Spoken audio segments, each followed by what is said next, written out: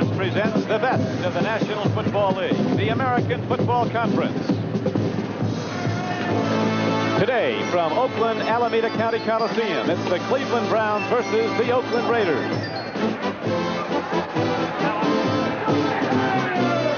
Today's game is brought to you by Michelob Light. After all, it's simply a matter of good taste. By Chrysler Plymouth, who invites you to see our 1980 models and compare Chrysler engineering to any other cars. By Hertz, where the winners rent. And by RCA's Color Track. Getting the color right is what Color Track is all about. Good afternoon, everyone. This is Don Criqui with John Brody.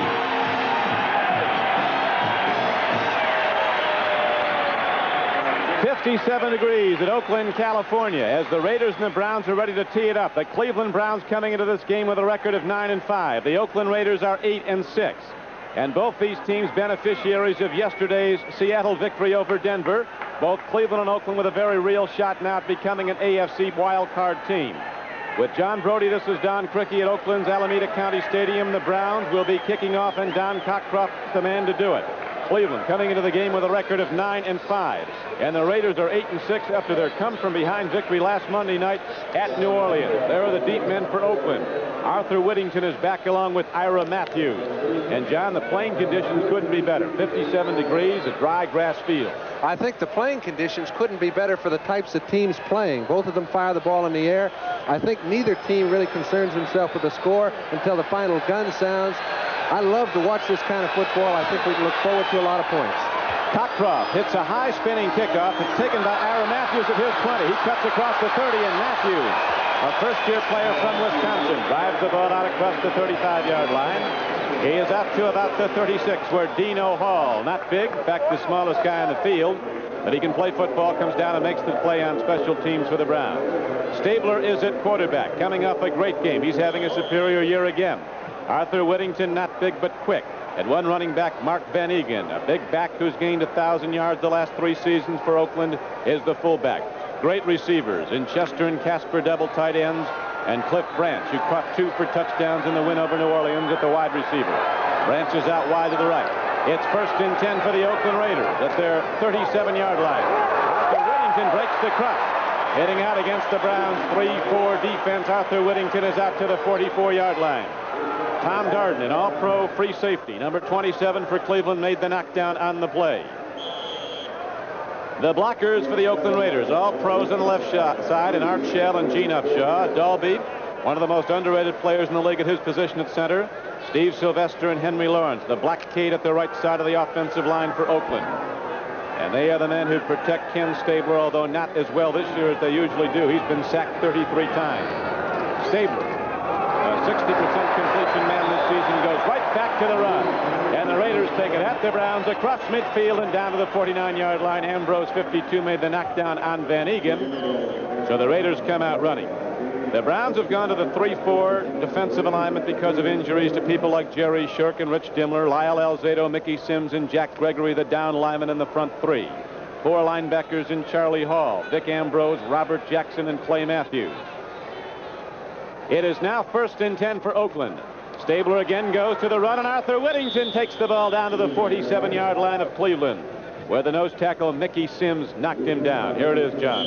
Don, I think the indicative thing, Oakland's run the ball effectively the first 2 times they've carried it, and they've gone to a 4 linebacker defense. That's Ambrose has been playing so well in the middle for so long that their number 1 draft choice, Robert Jackson, couldn't get in the game. They're trying to utilize him more, so they've gone to a 4 linebacker defense. I think the effect of it may be some offensive running that Oakland hasn't been. On 2nd and 8, Van Egan gets the call, takes it down to the 45-yard line. Mark Van Egan drives it down on 2nd and 8. He is knocked down to the play by Robert Jackson and Mickey Sims. I was going to say, Donnie, that Oakland may be able to run the ball more effectively than they have in the past due to the fact that Cleveland, the 3-man line has to be a little new to them. 3 down linemen. They should be able to run the ball better than they have in the past. There's the defensive backfield of Cleveland. Bolton and Davis at the corners. Clarence Scott and Tom Darden are the safeties. 3rd down. 5 yards to go for the 1st down for Oakland. First quarter, no score. Stable looking for his first throw. A lot of time. He can stand back there and write a book, and now he drills it to Casper at the 40. He falls forward close to the 39, and that's where he had to be to get the first down. Matthews knocked him down 57. The great ones know right where they have to go to get the first down. You don't have to look to the sideline to know where the marker is. You've done that on first down. He knows exactly where he has to be. He gets 1 foot on the other side of the first down marker. John Madden, I think, paid him the highest compliment of any tight end I've ever heard of when he said, if there were 3 football players I'd like to have for my franchise, it would be Campbell, Bradshaw, and Casper. I don't know how much more you can say about a tight end. Well, he's been that good. You see the kind of year he's having after a slow start, and his counterpart, Ozzie Newsome of the Cleveland Browns, is having an even better year. Newsome with 9 touchdown catches, and he's going to be the key, perhaps, to the Browns' offense today. They expect to go to him a lot. But right now, Cleveland must stop the Oakland Raiders, and that they've not done in this opening drive. There is no score on the board, but the Oakland Raiders have the ball first and 10 at the Cleveland 40. Stabler, pump faking, drill ball. He's going to speed. Cliff Branch.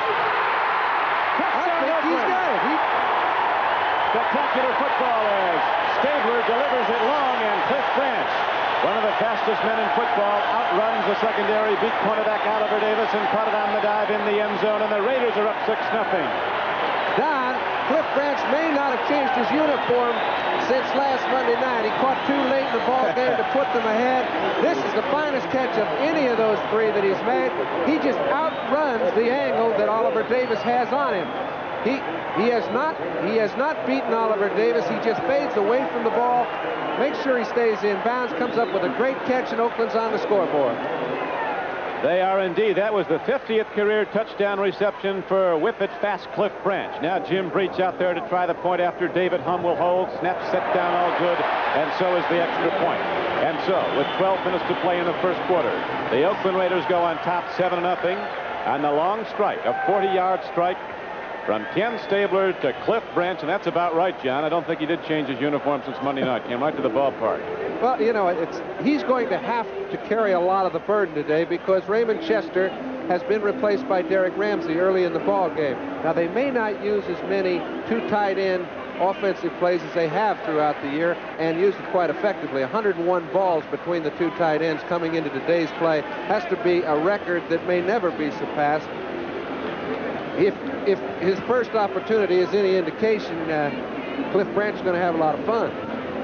Well, Cliff Branch, he just paused, waited, Stabler delivered long, and Branch took off like the world-class sprinter that he was at Colorado and outraced the defense into the end zone right on time with the football. Now Dino Hall and Randy Rich are back for Cleveland to return. Now it's time for number 17, Brian Sipe, who might be having the best year of any quarterback in this game, to get his hands on the ball. We mentioned early, they won't count the score till the gun sound.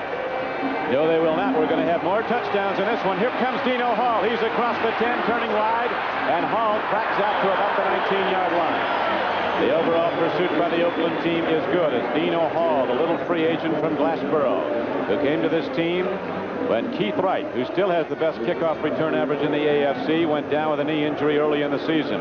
The Browns have lost some key people on offense and defense. There's the offensive setup. Brian Sipe, 27 touchdown throws. Mike Pruitt, over 1,000 yards rushing, and Cleo Miller in to start. He's got a 6-yard per carry average the few times he's run with the ball. Alvin Hill's troubled somewhat by a knee, but he will play. It is first and 10, Cleveland Browns. 7-0 Oakland Raiders first quarter. Alameda Coliseum in Oakland, California. Sipe, timing pattern. He goes right to Dave Logan, the big wide receiver from Colorado. Turns out on the right side corner. Henry Williams, a rookie. You'll see more of that. And the pass catchers for the Cleveland Browns, and they've been in the end zone 21 times between them. Ozzie Newsome is the tight end, number 82. He's at the top of your screen. 9 touchdown receptions. Reggie Rucker to the left, 33. 6 touchdown receptions, and Logan has 6. And we would like to welcome those viewers who've been watching the Miami-Detroit game. The score here in Oakland, California is Oakland 7, Cleveland nothing. Stabler just hit Cliff Branch on a 39-yard touchdown pass in the end zone. A thing of beauty, the first time the Raiders had the ball. Now Mike Pruitt, averaging 4.7 yards a rush, runs the ball at the Oakland Raiders for Cleveland. Ted Hendricks, 83, one of Oakland's 4 linebackers, makes the knockdown. The offensive blockers for Brian Sipe, Deacon and Shepard. Reeson is a first-year player and a very good one, a 7th-round draft choice at left guard.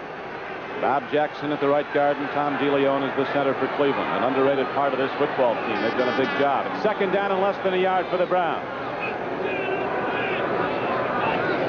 Rucker goes in motion. Cleo Miller takes a look and drives ahead. And I don't know if he got there, John. Looked like he was thrown back. He did not. He fumbled the ball when it was handed to him by Sipe. This will put him in a third down and 2 to go.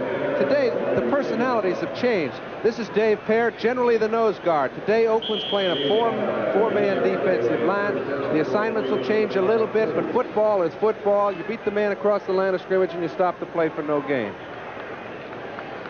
Dave Pear, the nose tackle from the University of Washington, came here from Tampa Bay in a major trade. He is right across, and now he goes into a gap away from DeLeon. Here's Sipe throwing on a 1st and 10. And the sack is there. Ron Martin knocks the ball free. And it's picked up by Cleveland Brown. But Brian Sipe was leveled by a very aggressive linebacker from Southern California. The best linebacker on the Oakland team this season, Rod Martin, 53. Rod Martin just fooled the Cleveland offense. You can see DeLeon's trying to find somebody to pick up. They did not slide to the left, which that situation called for. As a result, Martin came free. Brian Sipe wasn't even the first man back there. Sam Rutigliano, Jim Schaffner on the sidelines. What's happening out there? Why aren't we picking up the blitzes, says Coach Rutigliano. Across the way, Coach Tom Flores, first year with the Oakland Raiders, looked down pleased at the moment. His club's up 7-0. On second and over 20, the throw is to Cleo Miller. He got that off the turf, and he picked it up on a clean reception. Nicely done by Miller, but it'll bring up 3rd and long yardage. That was a 2nd and 20 play. They got back about 9. The defensive front for the Oakland Raiders, and it'll change a lot. They bring in different people and different alignments. You're never quite sure you're going to see the same thing twice. This is how they start off. Dave Browning, Dave Pear, and the veteran Pat Toomey. Then the linebackers, Ted Hendricks, Monty Johnson, Phil Villapiano, and Rod Martin, who just made his presence very well much felt in the Cleveland backfield, knocking down Brian Sipe. It's 3rd down and 11 for Cleveland. Oakland leads the game 7-0 first quarter. Here's the blitz again. They pick it up. The release, and Logan has it. A beautifully executed play by Sipe and Logan of the Browns. As Sipe saw the blitz, and the Browns picked it up, and he released. A safety blitz is what it was. Jack Tatum came right through the middle. When he did so, he left the middle wide open. Now, only the top quarterbacks can stand in there and take their time and know they're going to get hit, but they wait till the last possible instance to throw the ball. Remember, that's the 2nd time they have thrown on Williams' side. He's a young cornerback, number 45. No one has tested him throughout the season. It's been a little surprising to even the Raiders. He may get a test today. He'll be getting a test, has had one early. Here's the pitch back and through it. Starts to go wide. And there's the free football, and the Raiders got it. And Oakland Raider got the ball at the 49-yard line of Oakland, as Cleveland now has fumbled twice. The first one they recovered, but not this one. Looks like the field was a little slippery over there. Mike Pruitt having a great year, gained over 1,000 yards with 2 games left to play. A little pitch out. It looks like he might get some running room. However, when he goes to cut back, he slips. A running back has had it when this happens. The ball is knocked out of his hands by Ted Hendricks. The Raiders recover, and ironically, the Raiders have had their most problem when they have fumbles and turnovers. Today, it's gone the other way early. And Pat Toomey was the man who got the free football, so the Raiders leading 7-0 get back the ball when we return. Back at Oakland, this is Don Trickey with John Brody. We were looking for a lot of touchdowns in this game, John. We got one right away from Stabler and Branch. I think, with the possible exception of the fact that teams will turn it over through fumble and interception, neither defense will stop the other's offense except on rare occasion. It's the kind of football game that I have always loved, and I think the people at home do also. Well, it's time for touchdowns. We're going to have more before this one is over, as the Oakland Raiders came out of firing, and here they go from scrimmage, 1st and 10 after the fumble recovery by Pat Toomey. Arthur Whittington, a quick little back from SMU, drives across midfield down to the 46-yard line of the Browns. Whittington missed 5 games this season, had an ankle injury. Dick Ambrose, number 52, who was out for a while for Cleveland, who's been so important to this team, so excellent against the run. 52 was on the stop. There was a gain of 6 yards on the play. Oakland's offensive line is coming off the ball and moving out the Browns early in this football game. Now Cleveland brings their linebackers up tight. On 2nd and 4, Stabler takes a deep drop, and he's got time, swings it out to Van Ingen. And the big back from Colgate crashes ahead inside the 40, and he's ahead for yet another first down. And there's Mr. Stabler, John, who is lots of time today. Well, so far he's been given excellent time. Now remember, Cleveland's in a three-man line most of the time. This time he takes all the time he can, allowing the linebackers to get back in their drop, lays it off to Van Egan. He picks up a good game. Lyle Alzado's been a big addition to them throughout the year. Came from Denver early, has really instilled the feeling in Cleveland that they can get to the playoffs. That's something every team needs. He's given it to them. Now they go back to the run. As Stabler, throwing the ball 3 times in this football game, has completed all 3 for 54 yards and the 1 touchdown. That spectacular one on the opening sequence of plays, the 39-yarder to Cliff Branch. Charlie Hall, outside linebacker, and Ambrose were on the stop on the carry. And on a 1st and 10 run, the Raiders are inside the 35-yard line, and they're down to the 34, so it's going to be 2nd down and about 6. Robert Jackson now comes in. Mike St. Clair goes out. People switching around in the Cleveland defensive alignment. 2nd down and 6. Stabler takes a drop, and Stabler takes his time and swings it out a little bit low, and the ball comes in incomplete. And so, too, a penalty marker flies in. So we have a problem here, and it looks like Carl's going to go against Oakland. I'm not sure of that. It looks to me like it might be the other way. Well, let's see. First, you got a personal foul against Cleveland. Henry Lawrence is shaking his hands at the official. Apparently he was congratulating him. Well, that was just one of those clubbing incidents. You don't let the defensive lineman club the offensive lineman in the head. They very seldom call it because the habit pattern is turned to such that the defensive linemen don't use it very often. In that case, they did. So the Browns have a problem now. Here's referee Chuck Eberle. Personal foul, head slap, number 77, defense, 1st down. Lyle Alzado, who will slap you in the head if he gets a chance. Well, you're trying to get there any way you can. Sure. Lots of scores coming in from the East. A lot of big finals we'll be bringing them to you. Starting to update them after this play. Here's a handoff. Arthur Whittington drives the ball inside the 15-yard line. But some fine blocking from Art Shell and Gene Upshaw. And here come the finals as teams start to hone in on the playoffs. Miami looking good in the AFC East, a 28-10 victor over Detroit at Pontiac, Michigan. The LA Rams standing tall in the NFC West following this win over Atlanta, 34-19. The pressure's really on New Orleans. Washington was down 14-7. Theismann started hitting for touchdowns. Redskins win at 28-14. They're 10-5, three-way tie in the NFC East. Eagles, Cowboys, Redskins. Arthur Whittington doesn't find much there, but this tough little back, 185 pounds, turns upfield, runs into big people, and gets it close to the 10. St. Louis Cardinals under Larry Wilson are 2-0. They beat the Giants today at St. Louis 29-20. The Chicago Bears put the pressure on Tampa Bay, a team that's not yet clinched in the NFC Central. Bears beat Green Bay 15-14, John. Kansas City and Baltimore tied up 7-7 in the 3rd quarter. And Minnesota doing well against Buffalo, and matchup of also ran. And Oakland's in a big drive right now. 3rd and 2. They go to the run. They're giving it back to Whittington. He had to get down to the 8-yard line. It's going to be close. Ambrose and Charlie Hall were on the stop for Cleveland. We were discussing the fact that it puts New Orleans back to the wall. Their back is outside of the wall because as long as the Los Angeles won today, they have clinched their division. It's over for New Orleans. They had a fine year under Dick Nolan. I think last week just took the snap out of it. Well, San Diego's helping that along right now. Look at this. San Francisco's out in front of Tampa Bay across the bay here. And so Tampa Bay would be tied, I believe, with Chicago if they should lose this game to San Francisco. It's no cinch unless you score some points to beat the 49ers. The problem has been that several teams have made a lot of points. On that short yardage carry on 3rd and short, the Raiders did not get there, so they have 4th down and less than a foot to go for the 1st down, and they bring in some big people to block. Booker Russell, he's 245 and a running back. Van Egan, he's 230, and Derek Jensen, a 225-pound back, are all in there. So the Raiders line up muscle as they're ready now to hit out these white and orange-clad Cleveland Browns defenders. 4th and less than a foot. Stepping on over is 245-pound Booker Russell, a free agent from Southwest Texas State. And the Raiders drive onto the 6-yard line, leading 7-0. They have it first and goal. Okay, Derek Ramsey at tight end. He runs the ball off to the right side. Mark Van Eegen does a good job by kicking Clarence Scott out. All you need is a little hole. They found it. They've got the first.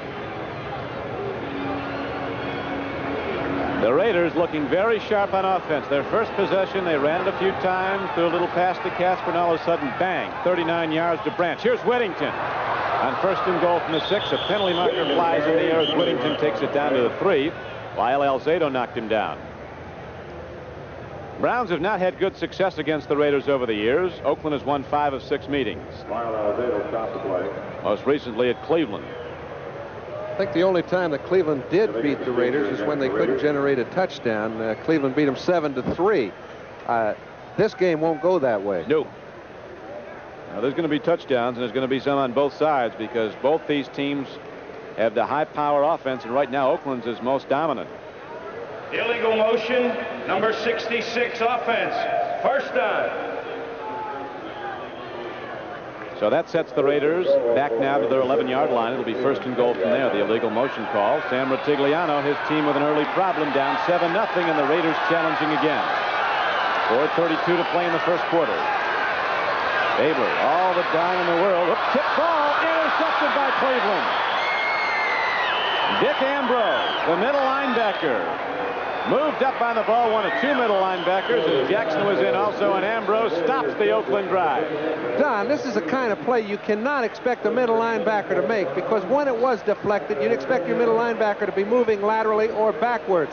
In this case, Ambrose was moving laterally, but his reaction to the ball when it hit the offensive lineman was remarkable. As a result, they get a turnover. Look here. You can see Mickey Sims hit it. I should have said defensive lineman. Credit half of that to Sims, half of that to Ambrose. And a timeout on the field, so when we return, the Browns will have the football, having stopped the Oakland drive, but the Raiders still in the lead 7-0. With John Brody, this is Don Criqui back at Oakland's Alameda County Coliseum. Actually, El Stadium, and the Browns and the Raiders have turned the ball over once each. That one stopped a Raider drive. And the one previous stopped the Cleveland drive.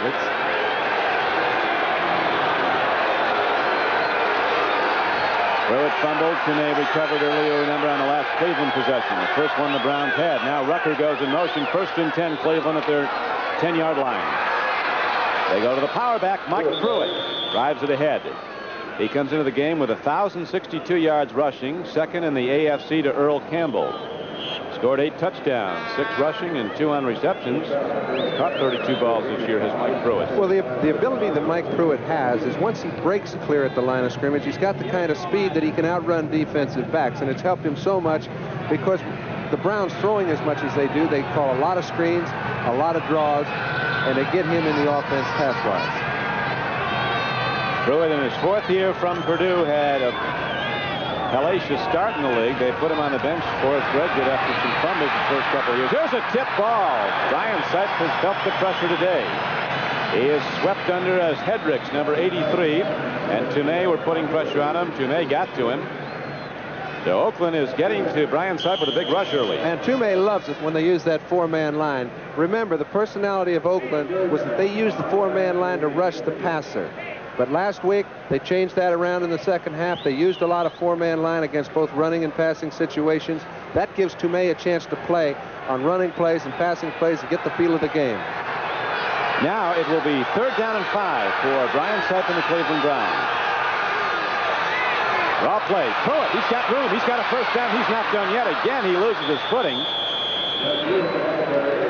What's with that grass, John? Well, he lost his footing, but did you see the way he was able to put a little speed on him once he got to the point of attack and saw a hole? Here's a little draw. We were talking about the fact a lot of the offense run-wise for Cleveland is on draws due to the fact they throw so much. This time he gets through at the point of attack. Oakland's trying to get to Sipe at all costs. That time it cost them. Rison, the rookie guard, made a nice block. He opened the way for Greg Pruitt, a 16-yard gainer from Mike Pruitt. And now Brian Sipe rolling out, swings it out, and gets his man. This is Pruitt. And Pruitt drives ahead in the 1st and 10 play, and he's close to another first down. So the Browns start to open up their offense. Henry Williams was covering.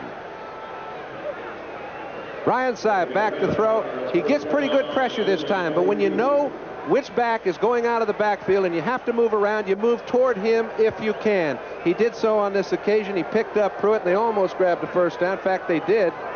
Those are the things that keep drives alive. Here's Henry Williams. We mentioned he may have his hands full throughout the afternoon. Tough to come in and start as a rookie. Their starter, Monty Jackson, went down with a knee injury. He's on injured reserve, so a rookie, Henry Williams, at one corner, and the Browns are looking at him. Here comes Pruitt trying to turn wide. And some fine defensive play. Rod Martin, the USC linebacker, wasn't drafted until the 12th round. You'll remember the big play he had earlier in this game when he came on a blitz. Unimpeded, he went right through and got Brian Sipe, forced a fumble. Browns got it back, but the big loss the Browns could not come back from. They're using so many different defenses, the Raiders, that they really are. They're substituting people on every play. You almost get the feeling that they're sending in the defenses with the replacements, which they're not. Now Hendricks is off, Villapiano's off. They've got a few replacements. They've got 4 down linemen and 5 defensive backs. Second down and 18. Sipe, deep drop. He's got some time. Here's a penalty marker. He lets her fly. Penalty marker's down. Rucker's out there, and Rucker has the ball at the 20-yard line, but it might come back as there's a penalty marker in the Cleveland backfield, John. Well, he got an awful lot of time. He got enough time so that Reggie Rucker could go down, make his original move. He saw Lester Hayes had that one covered. Brian moved out of the pocket. It's going to be holding. Well, that would have been a 43-yarder if it went, but it comes back on the holding penalty. Here's the replay. Okay, when you give a receiver this much time, there's no way. Now, Lester Hayes is having a great year. Rucker beats him there, but Sipe's back there scrambling for his life. Rucker makes a fine play on the ball, comes up with a big reception, but all for naught. Holding, offense, number 73, second down. So a tough call. The Fisher right there. That's why Sipe had all the time to unload. They'll be going back to that, though. Cleveland has been getting their people open against the cornerbacks in Oakland.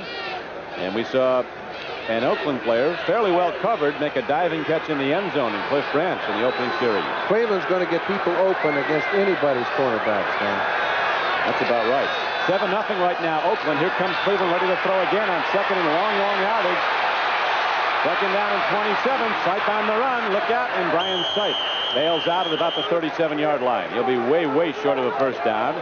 It'll bring up third and about 17. But he did put his group in a situation where one completion underneath the safety men behind the linebackers could pick them up a first down. They are operating. They have to quit getting caught for penalties. Stopping themselves about the only way they're going to get held. Well, you talk about some big guys coming in and out. Charles Filyaw is in there now for Oakland, 77, 6'9", 290. Willie Jones is in there also, number 90 to the right end. He's a pass rusher, first-year player. Third down, about 15. Sipe stands in, lets her go. There is, tipped off, beautifully defended against by Oakland. Reggie Rucker, the intended receiver, and rookie Henry Williams went up and tipped the ball, and an Oakland safety almost had it. You notice they tried Henry again. They put 2 flankers to one side of the field, making Henry Williams cover man-to-man on Rucker all over the field. They like their chances if they can create that situation. That time the ball was just thrown a little bit behind Rucker, and Williams made a fine play. And here, John, with 1:16 to go in the first quarter, we have the first punt of the game. Ira Matthews, first-year player, is back, and there's Johnny Evans, one of the top 5 punters in the AFC, ready to kick the ball for Cleveland.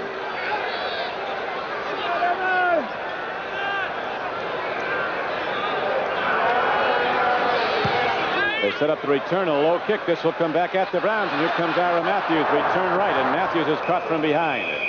Curtis Weathers came up from behind and got him. And so after a 33-yard punt and a 6-yard return, the Oakland Raiders in the lead 7-0 have the football back. We take a pause. Mike Adamle in New York reporting to you that the game in the Superdome, the Chargers leading 7-0, fouls to the airwaves. Again, he is intercepted by Pat Hughes.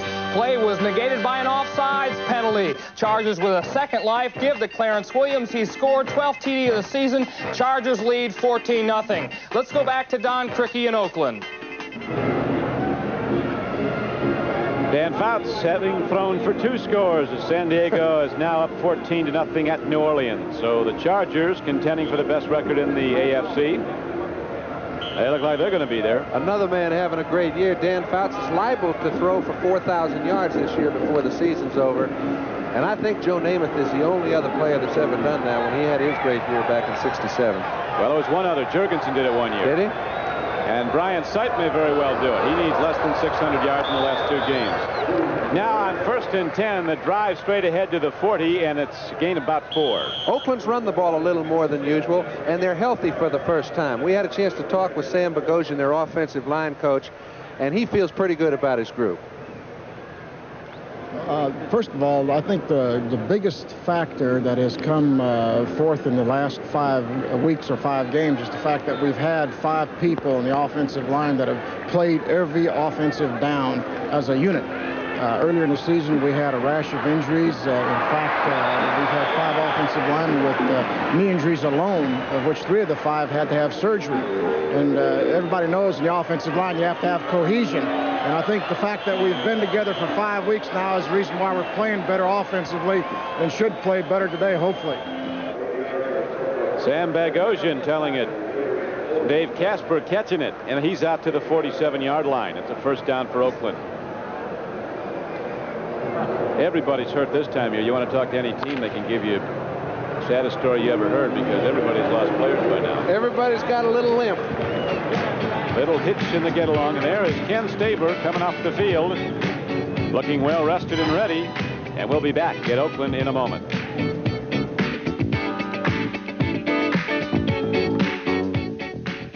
Oakland, California. We're ready now for the start of the second quarter. The Raiders lead the game 7-0. They scored the first time they had the ball when Stabler threw to Cliff Branch, 39 yards, touchdown. Raiders drove again down close, but the Browns linebacker Dick Ambrose intercepted.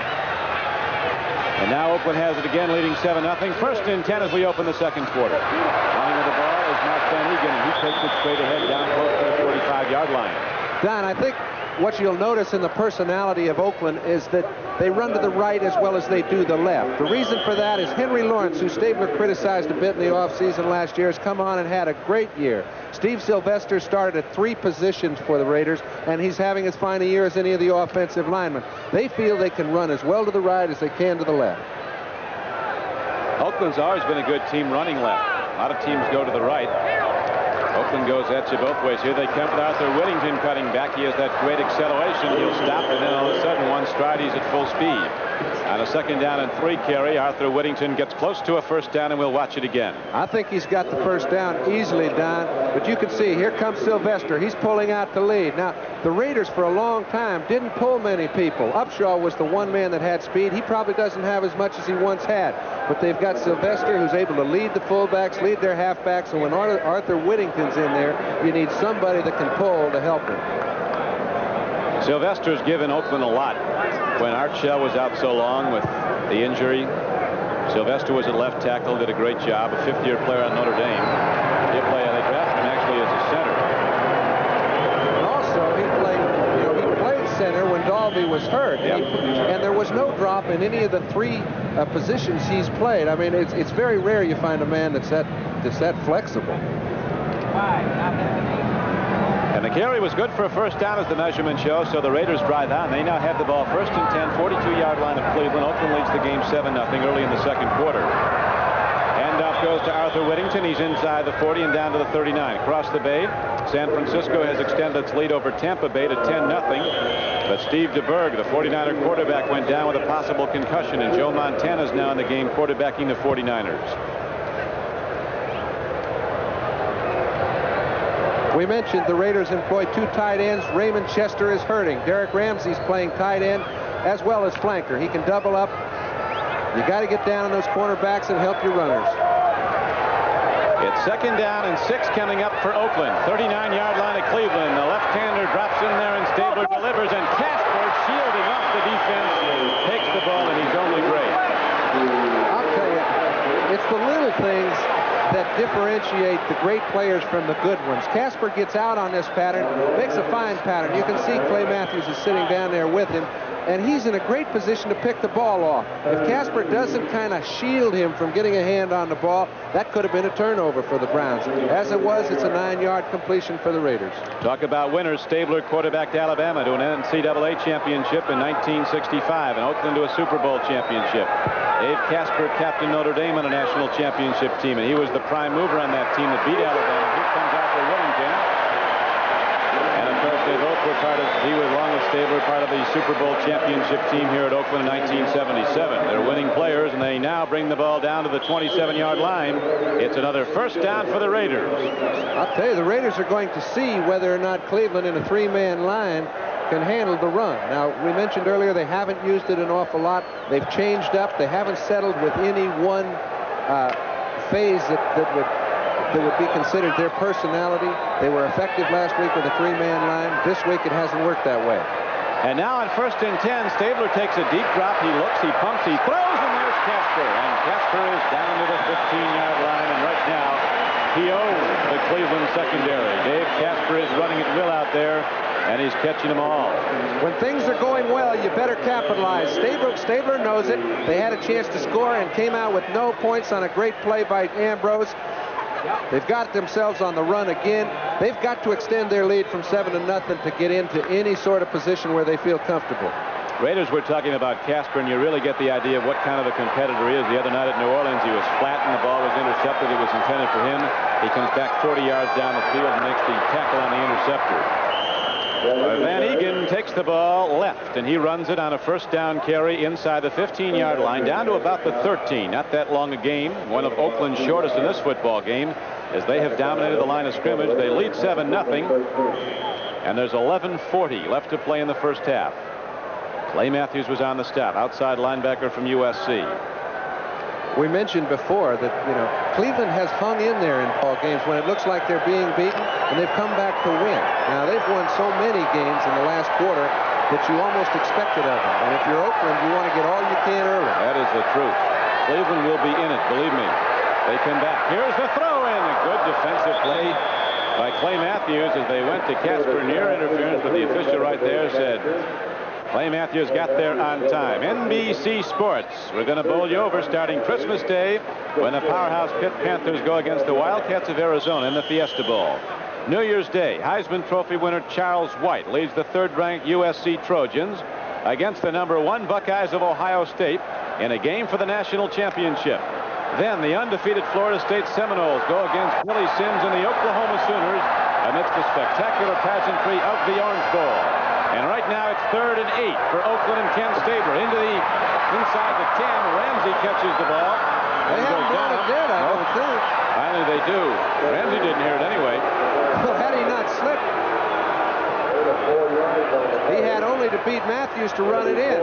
You can see when Stabler gets a lot of time, he allows his wide receivers to clean out. Boy, that gives those tight ends a field day in there. Ramsey doesn't realize that no one is any closer than they are. Matthews is the only guy between him and the goal line.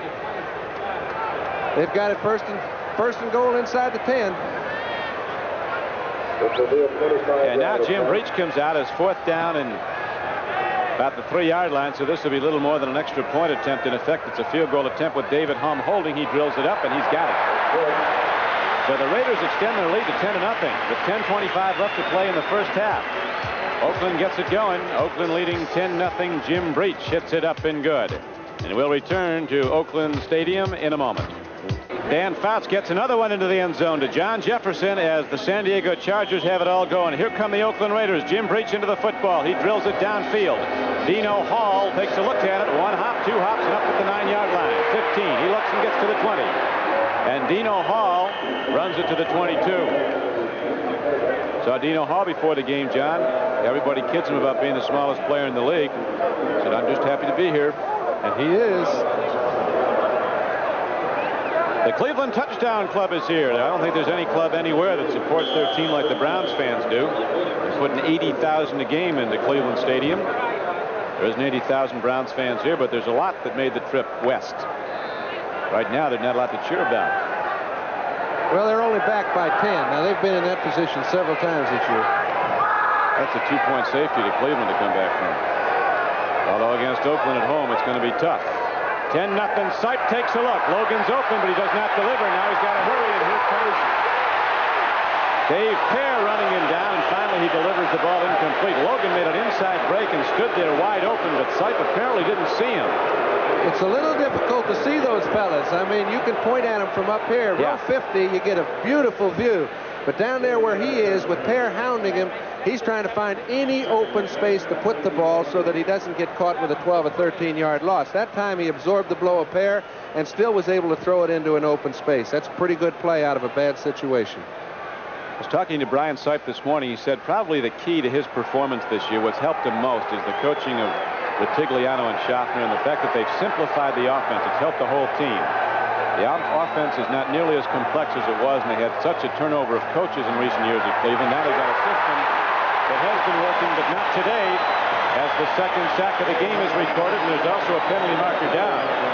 Dave Pear comes a smoking on through and knocks down Brian Sipe back inside the 15-yard line, and the signal is also against Cleveland.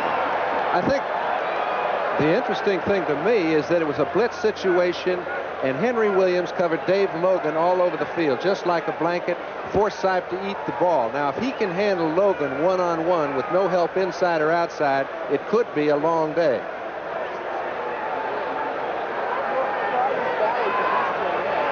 Tripping, offense, number 63, refused. Third down.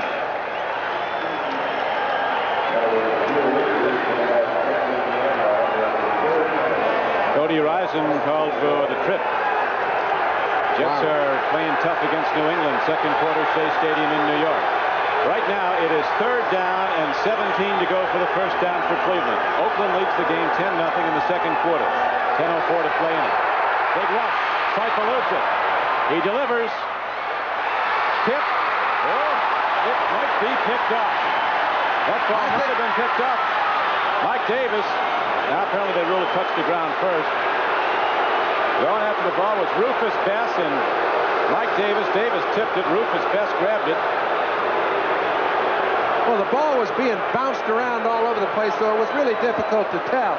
Now, you see Pat Toomey coming into the screen late. They were in a little game situation. He forced Sipe out of the pocket, and Sipe made a very difficult try to hit Rucker against the grain. Pat Toomey, we mentioned, they were in a little game. Yeah. He found a lane straight at Sipe, and this was really responsible for Sipe throwing a bad ball.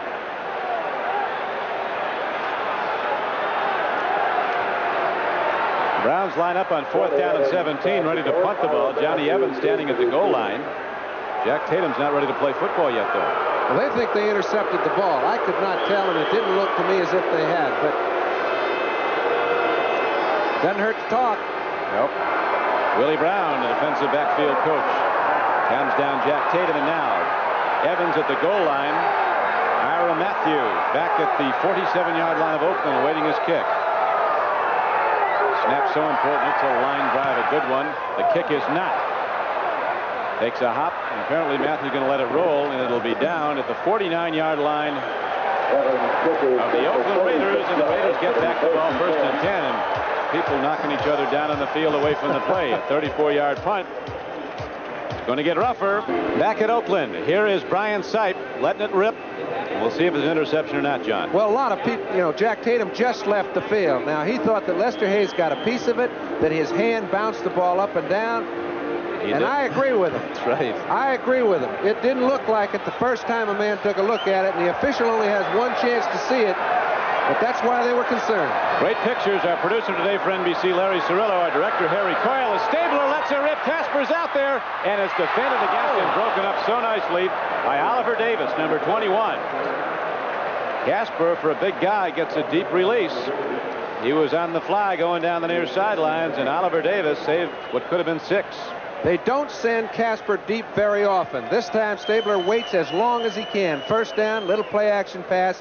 He goes back, it's a pump, little out and up. He tries to get to Casper. Oliver Davis is not fooled. He's in great position, but watch. The ball is tipped, and Casper never lets it leave his sight and almost makes a fantastic play.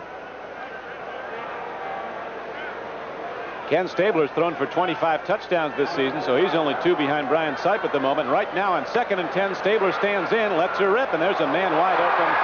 And a picture reception by Cliff Branch at the Browns 38. Stood there, both feet in, leaned up, and took it in on the fingertip. That is the farthest I have ever seen a wide receiver open. Clarence Scott is 25 yards deep down the field. When this ball is thrown, Branch has no one anywhere near him, makes a great play just to get the reception. Branch, now in his 8th year from Colorado, has 44 receptions this year, averaging 15 yards a catch. Great speed. The only player people in the NFL say has ever been illegally, officially clocked on grass and football cleats running the 40-yard sprint in 4.3 seconds. 1st and 10. Oakland driving the ball at Cleveland.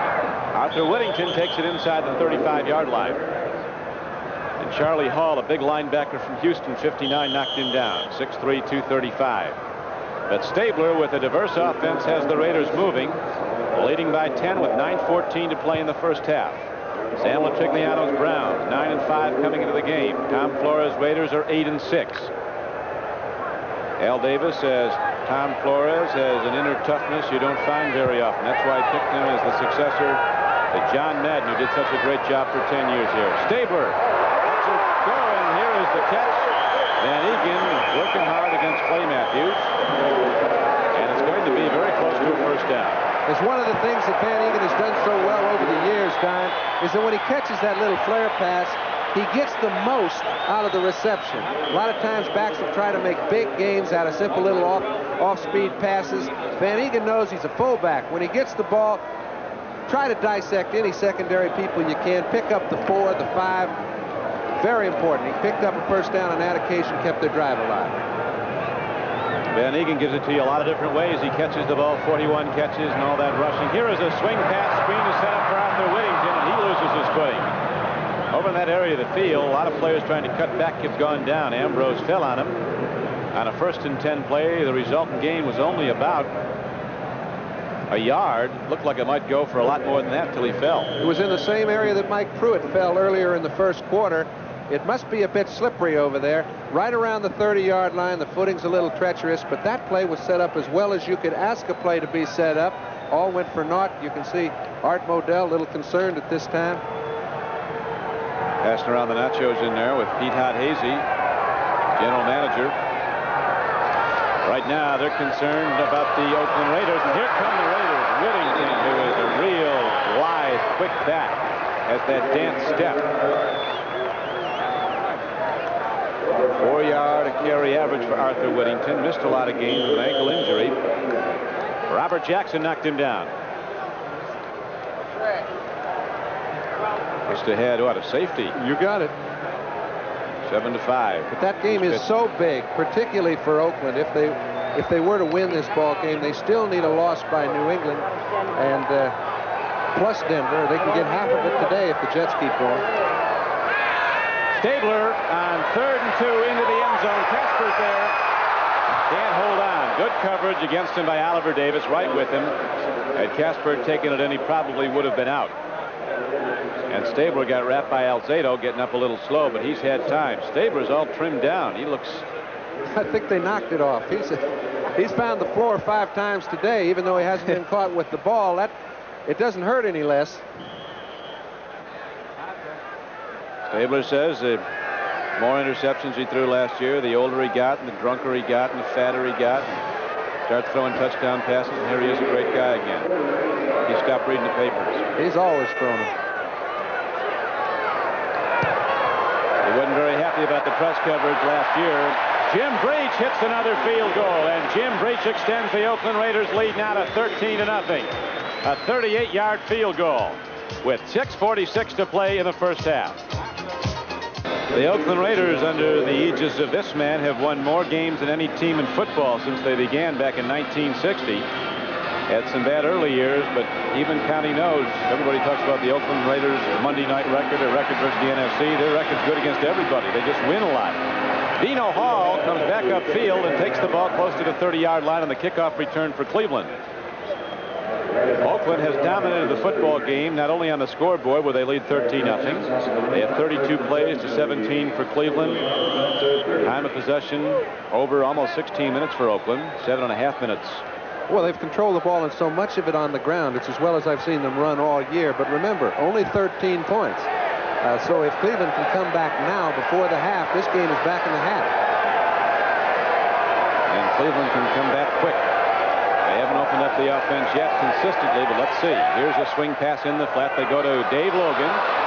And Logan dives ahead very close to a first down on a 1st and 10 play. Okay, there's been so much discussion as to who are the 3 best wide receivers in the game. Cleveland's getting a lot of notoriety now because Sipes having a great year. I asked Jim Schaffner, their offensive coach, just what is it about the wide receivers that makes them so great?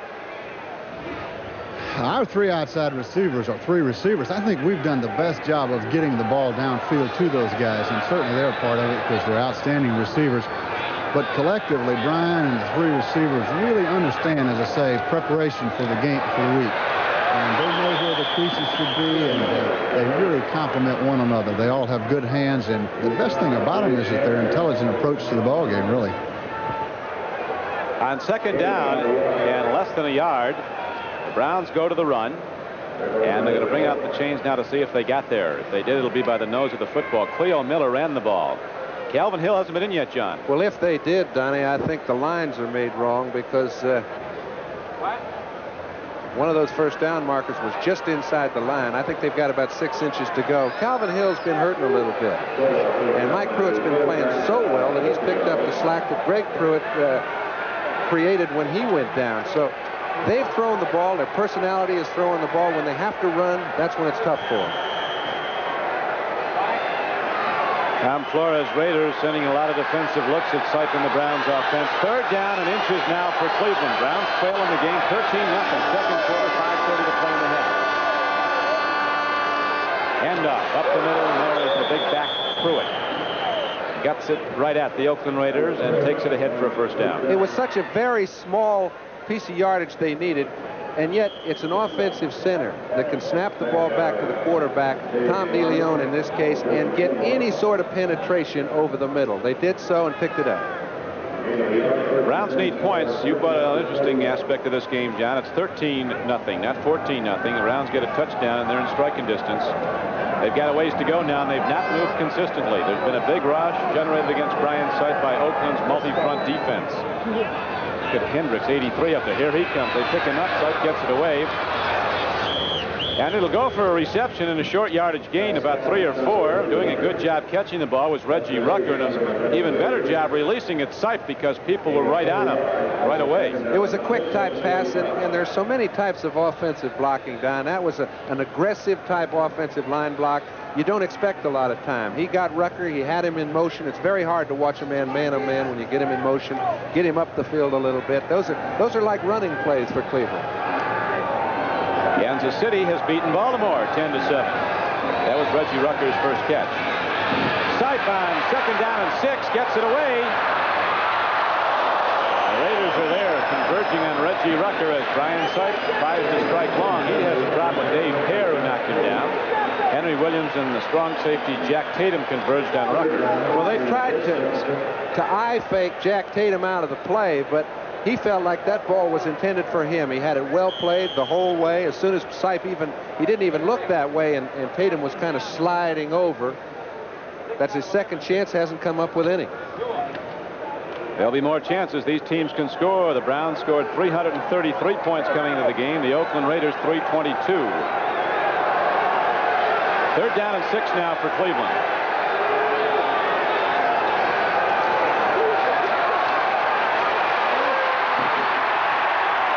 We welcome our viewers who are watching the Kansas City victory over Baltimore. Brian Sipe of the Cleveland Browns on 3rd down and 7 was just knocked down trying to throw, and so the Browns will have to punt the ball back to the Oakland Raiders. The 3rd sack of Brian Sipe. This is Don Criqui with John Brody, and Oakland has dominated this game, leading 13-0. Their defense has stopped the Browns, and their offense has been a masterpiece. And their 4-man line has been very effective, putting pressure on Sipe. That time it was Dave Pear. He's been close to Sipe several times. That time he completed the trip. So Johnny Evans is in to punt. Myron Matthews is back, and Evans can't get it away. He's a quarterback, or was in college. He throws it downfield. And now we have a penalty marker down. We probably had an illegal man downfield. The Raiders were through so fast that Even Johnny Evans, who looked at the football when he was going to punt it, saw the corner of his eye that he wasn't going to get that away. He didn't even try. They had men downfield, about 5 of them. First down. Made a pretty good pickup of the ball. However, look at this. Defensive lineman coming free. He'd have blocked it with his belt buckle. Well, Lester Hayes was all over the top of Evans, and there was no chance for him. If he could kick the ball on the run like Frankie Albert used to do, that's about the only chance he had. Frankie could kick it on the run? He never did punt it until somebody closed in. Well, it didn't work, and the Raiders have the ball when we come back with excellent field position, of course, on 4th down. Browns didn't get there, an incomplete pass, and we'll be back. That doesn't look like Freddie, does it, Don? A lot of guys retired here at Oakland this past season. Coach Madden after 10 years. Right now, we're going to pause briefly for station identification. This is the NBC television network. WFMJ, Youngstown. In addition to John Madden, Willie Brown, a 16-year defensive back, retired. He's now coach. Fred Biletnikoff, you just saw his number, but not Fred running around the stands. After 14 years, Pete Banaszak after 13, Clarence Davis after 8. So a lot of key people in the Oakland success story are gone. Here is Stabler throwing in 1st and 10. A big back. Booker Russell crashes ahead, and he's down to the 32-yard line. Clay Matthews knocked him down, but the Raiders are starting to mount another challenge here, John, with 3:15 to go in the half. I think so, and with these last 3 minutes could be very indicative for the rest of the game, because they have had it all going their way, just as San Diego has, leading New Orleans 28-0. And if they don't capitalize here, 13-0 lead at halftime, the way this ball game's gone, would not be sufficient. San Diego really knocking it down. New Orleans. Great football, and people fighting for it. Let's see. They whistle it dead. I know who has it. Charlie Hall is heading for the end zone, but they say, come on back, Charlie. Was down, but I think Cleveland got the ball back. They did. Their offense is coming out, so the Browns stop another Oakland drive. Henry Bradley took the ball away, number 91, so that's twice now that the Raiders have been down close, once inside the 5, you remember, when Ambrose intercepted. Their defense has bent. It has not broken. It's time for their offensive line to do some playing, because that's what's most needed at this time for them to get on the board. Another look at the fumble. Stabler rolling out to the left, giving a little draw play to Arthur Whittington. The handoff was not clean. I think Jack Gregory actually got the ball. We'll be back with more of the action in the second half after this. We have 2:48 to play in the first half here at Oakland. The Raiders in the lead, as you see, 13-0 on a beautiful day, 57 degrees, sunny skies, Oakland, California, and on the grass field here at Oakland's big stadium. It's sold out, as it is for every Oakland game. Brian Sipe and the Browns have not moved the football very well. Had some big plays, but by and large, it has been Oakland's defense that has been dominant when Cleveland's had the football.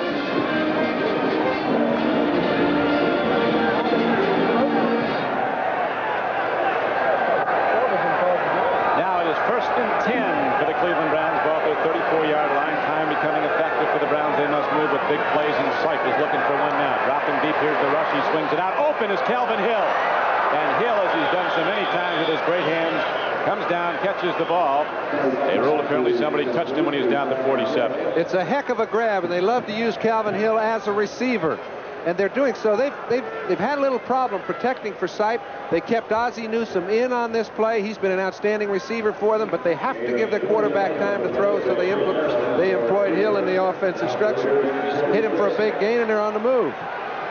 They are, and so is the clock. It's down to 2:14 to play in the first half. Oakland leads 13-0. Leo Miller in the backfield now. Ball goes to Pruitt, and he breaks the crust and comes inside the 40. On a 1st and 10 carry, Mike Pruitt takes it down to the 38-yard line. Browns were talking about, John, the key people they've lost. Jerry Shirk, their best defensive lineman. Greg Pruitt, their all-purpose back. And, of course, their great return man, Keith Wright. We'll be back in a moment.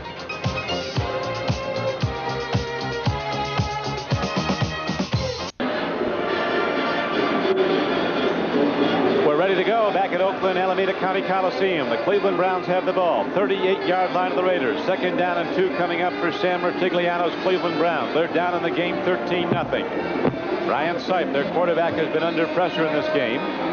Sipe has an interesting observation about his own abilities and how he's used them. He said he was drafted in the low round out of San Diego State. He went to Cleveland, and everybody told him he was going to be a backup quarterback to Mike Phipps for a lot of years. Well, he said, if I didn't believe I was going to make it as a first string, I might as well have quit. And I thought all along I was going to be there sooner or later, and he got there sooner. And right now, he is a winning quarterback, respected throughout the league. He's no longer in a position where they say he's hot. He's hot every week. That's right. And he's getting as many times into the end zone as he has. It isn't a luck or one big game. He goes to Mike Pruitt on the 2nd down and 2 carry. He takes it down to the 35-yard line. Pruitt had a very unusual beginning at Cleveland. Brown fans remember he came in out of Purdue, #1 draft choice, did almost nothing, had fumbles. Doris Gregg put him on the bench, got another shot, fumbled again, back on the bench, and finally they got the chance, and he's been great this year.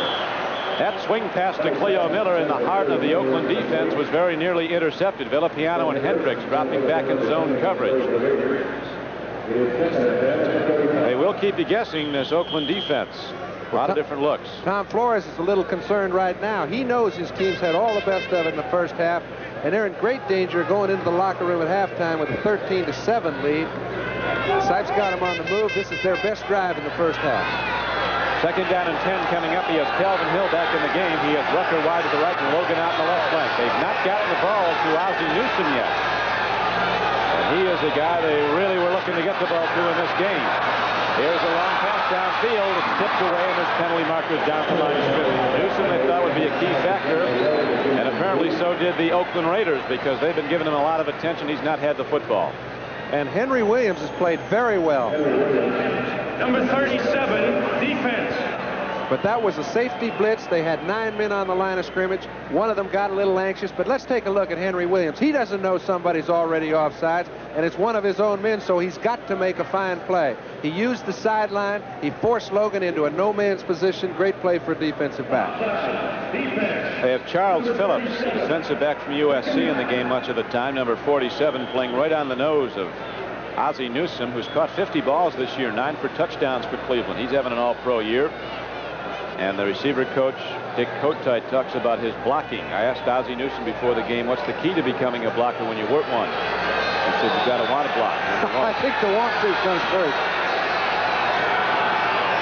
Now they have Hendricks right on Newsome. Now Hendricks moves in.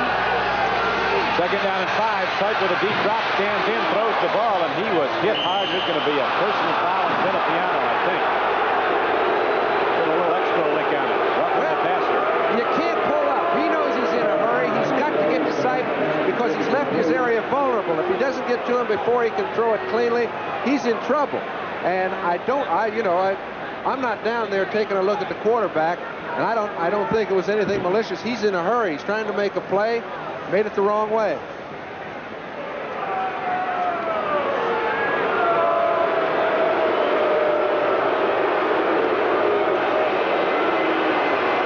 Personal foul, roughing the passer, number 41.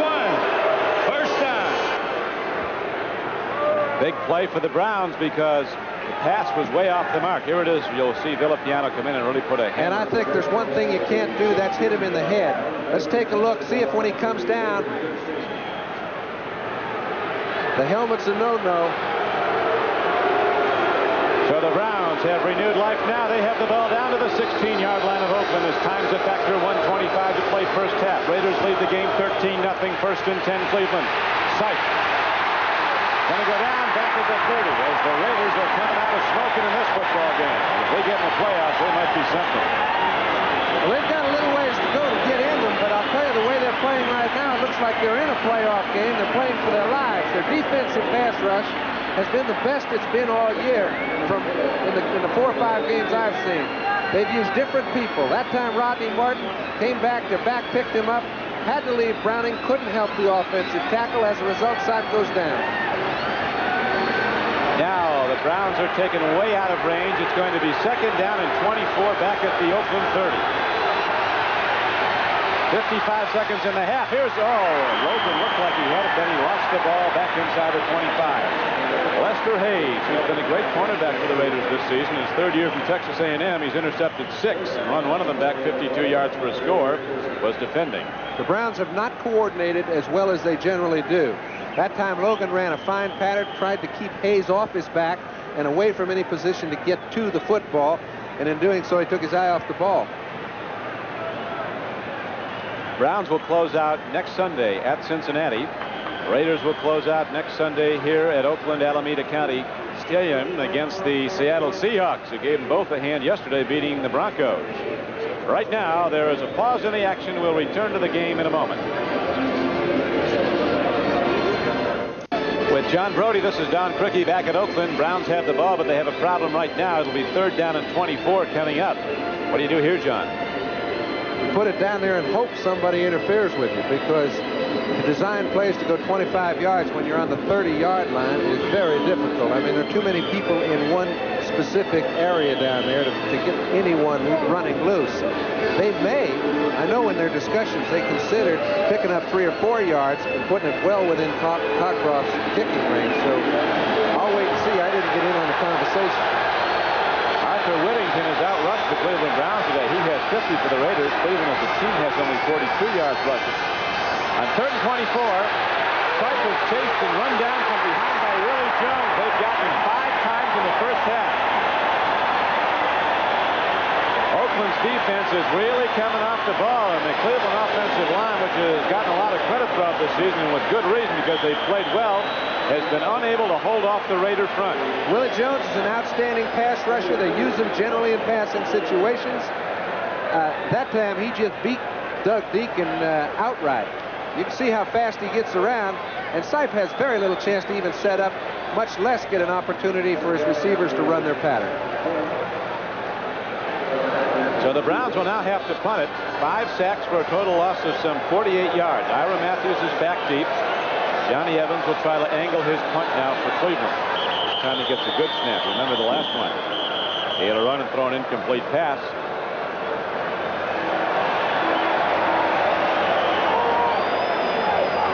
Be a 5-yard assessment against the Cleveland Browns, and Evans will try it again. 17 seconds left to play in the first half. They better find somebody to check on number 37, because he would have run through cleanly that time again.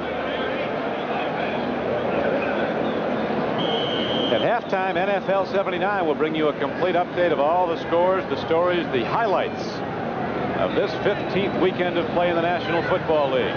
Right now it's 13-0 Oakland. Cleveland ready to punt the ball with just seconds remaining in the first half. Oakland goes for the block again and very nearly got it. Ball is down inside the 5-yard line, so Stabler in the offense will come out and just run the ball one time. 8 seconds left. I think they're going to rule that it was in the end zone, Don, and the reason being is that when the man went down to make his play, Randy Rich had his legs in the end zone. You can't have any part of your body in there when you've got control of the ball and you're trying to down it. We may get lucky and see a picture. Rich is coming from the right-hand side of your screen. You can see his knees are on the end zone line. That's all you need.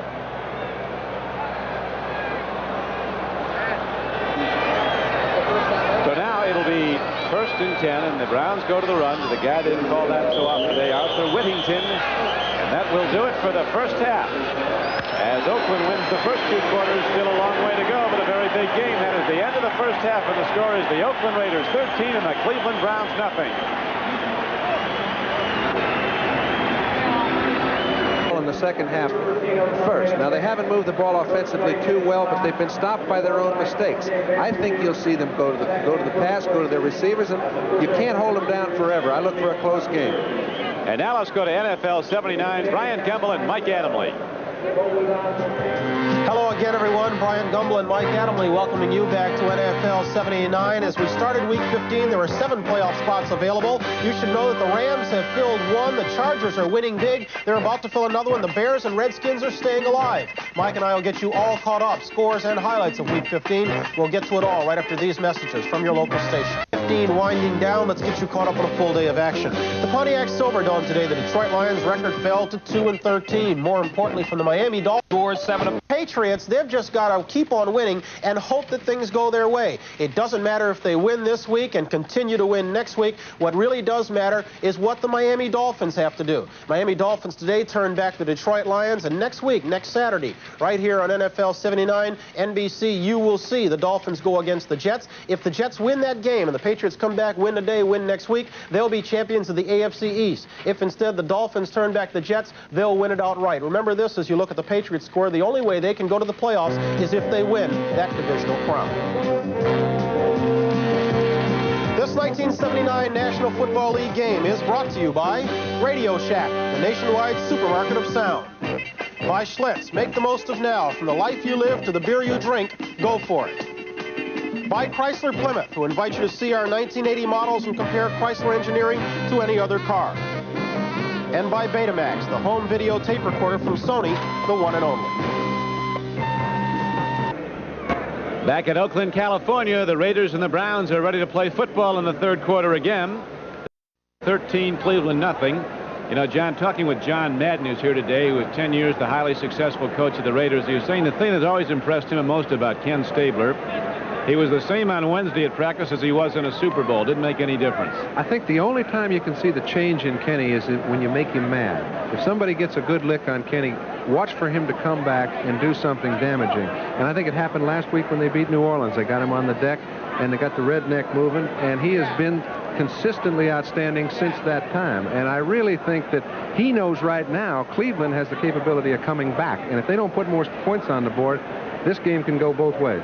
Well, Madden was saying you can see quarterbacks across the way a lot of times screaming and yelling, and what are we going to do now? And he says, Stabler will come over, and sometimes you look up on the stands, you're ready to go into overtime. He said, well, you know, John, they're really getting their money's worth today, aren't they?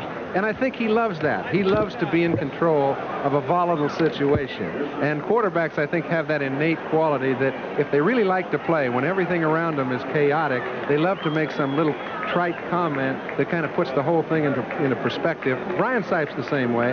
Their personalities lend them to be great quarterbacks. Well, be assured of that. If you haven't had a look at the Browns much this year, they're not done yet, because this is a team that sometimes they don't get going till the last 5 minutes. Well, when they've thrown the ball, and when Sipes thrown it well, the receivers have dropped it. When he's thrown it a little poorly, they were open. Things have not gone cohesively for the Browns yet, but they get the ball first in the second half. I still look for a tight ball game. Brian Sipes has had too great a year for them not to put some points on the board. Well, we shall see. They're ready to go. Here we are with the Cleveland Browns ready to go.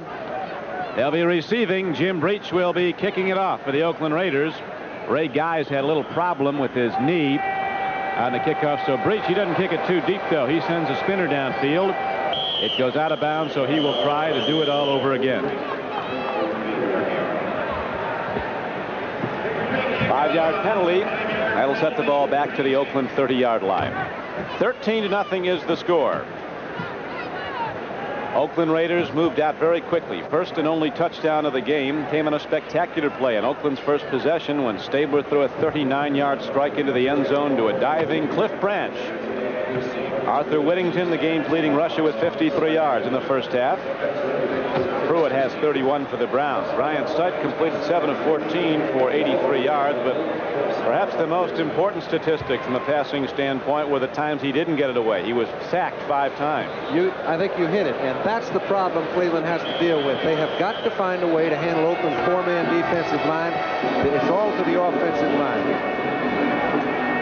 Dino Hall on the one hop. Look at this little guy go. He almost broke it. Dino Hall takes it across the 30, out across the 35 to the 36-yard line. Here's a breakdown, John, of how the first half statistics looked. The Oakland Raiders dominating the football game. You bet. 80 yards rushing is a lot of yards for the Oakland offense to really be able to generate running the football. It hasn't been their personality. They've done it very well today. That's the truth. Oakland has not generated the good rush, averaging only 3.6 yards a carry on offense throughout the season, while giving up on the average of 4.4, but that's not been the case today. Mike Pruitt and Cleo Miller are the setbacks behind Brian Sipe. Reggie Rucker goes in motion. They go to the fullback. On a counter play, he comes right back out across the 40. And Mike Pruitt drives the ball out close to the 44. And a 1st and 10 carry, he got about 7. Monty Johnson, the big veteran linebacker from Nebraska, number 58, knocked him down. Johnson comes out of the game. Villapiano goes in. Our statistician Joe Costanza points out that Mike Pruitt has now rushed for 1,093 yards. That's the most for a Cleveland back since 1968. And the great Leroy Kelly rushed for 1,239. 2nd down and a long 2. They go up the middle. They're going to a little more quickness now as they have Dino Hall in the backfield. He's knocked down by Reggie Kinlaw, 62. Kinlaw's been a surprise for the Raiders. Out of Oklahoma, he wasn't drafted until the 12th round. But he looks like a frontline NFL player, has been playing more and more. You almost get the feeling that Cleveland's way of handling the 4-down lineman for Oakland is to let's go right at them. Let's get them a little concerned with us running the football so they don't get in their starting blocks and come after Sipe. It's worked effectively on the first 2 times they've had the ball. We'll have to see down the line. We shall see as it's 1st and 10 now for the Browns. They need points badly, trailing 13-0 early in the 3rd quarter. Big play by Rod Martin. He's made 3 of them now in this game. He had a sack, now this tackle for a loss, and you recall the pass play he broke up and very nearly intercepted. Linebacker from Southern California. One pro scout said there's only 2 teams in football that have better players in Southern California, the Cowboys and the Steelers. I think Ohio State would take exception to that. That'll be some game on New Year's Day. You got it. And of course, we'll be at the Orange Bowl, where there's another good one. Billy Sims and the Sooners of Oklahoma going against Florida State New Year's Day night, 8 o'clock Eastern start. Florida State and Oklahoma. Sipe steps in, lets her go long in. Ozzie Newsome is intercepted by Charles Phillips. Another Southern California player. He loves to have the football, puts his stutter step on, and brings the ball out to midfield. So Ozzie Newsome, the ace receiver for the Browns, they finally go to him long, but Charles Phillips, who's been shading him all day, who's been on him like a glove, steps in front and intercepts. Well, Charles Phillips was actually in another zone. It was one of those zones. Oakland plays a lot of different types of zones. They're putting a linebacker man-to-man generally on anybody going down the middle of the field. Now you can see man-to-man. They've got Mike Davis trying to cover Ozzie Newsome. The ball's thrown behind him. Phillips comes from clear over on the left third of the field, picks the ball off, and watch the end of this. Boy, does a defensive back like to make that kind of move on an offensive back. So the Raiders get the big defensive play, and here's Stabler on 1st down looking to capitalize. He can just stand there and take a look at everybody out there. Casper gets it on the 1 hop.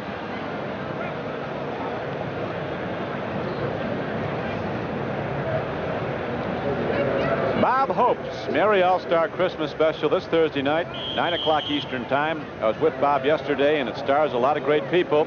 Catherine Crosby will be on there, Angie Dickinson, Adam Rich will be on, Bonnie Franklin, the Rose Queen, and of course the 1979 College Football All-America team led by Heisman Trophy winner Charles White of USC and Billy Sims of Oklahoma.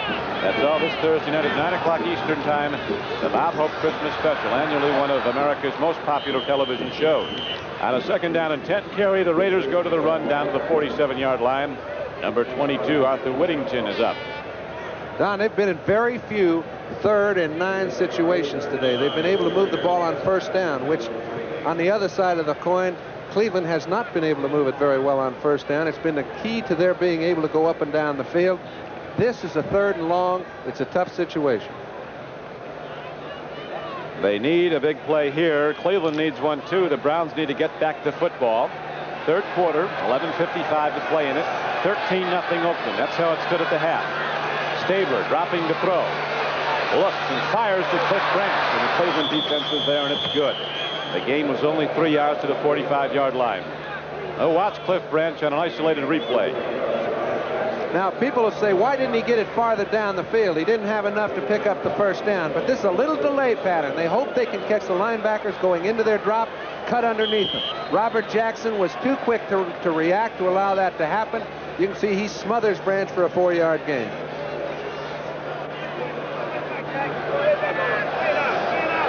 Punt number 1, Donnie. Yes, sir. Ray Guy is in there now. Having another big year booting the ball. He always does. Ray Guy averaging per punt 43 yards. The 42.9. He can hit that 9-iron shot way up and angles it out of bounds right about the 20. Ray Guy, coming off the field, is a sensational athlete. He was a great defensive back in Mississippi State. All-American baseball player, drafted by the major leagues. He could play a lot of positions if they need be. First down, they've lost yardage on 6 different occasions. They've got to make first down count. That's been a big factor. They've not gotten the play on first down. You need to set up your offense. This time they do. It's a foot race, and Pruitt's going to win it. Mike Pruitt is gone. They're gaining, but Mike Pruitt's into the end zone standing up, so he wins the Olympic sprint.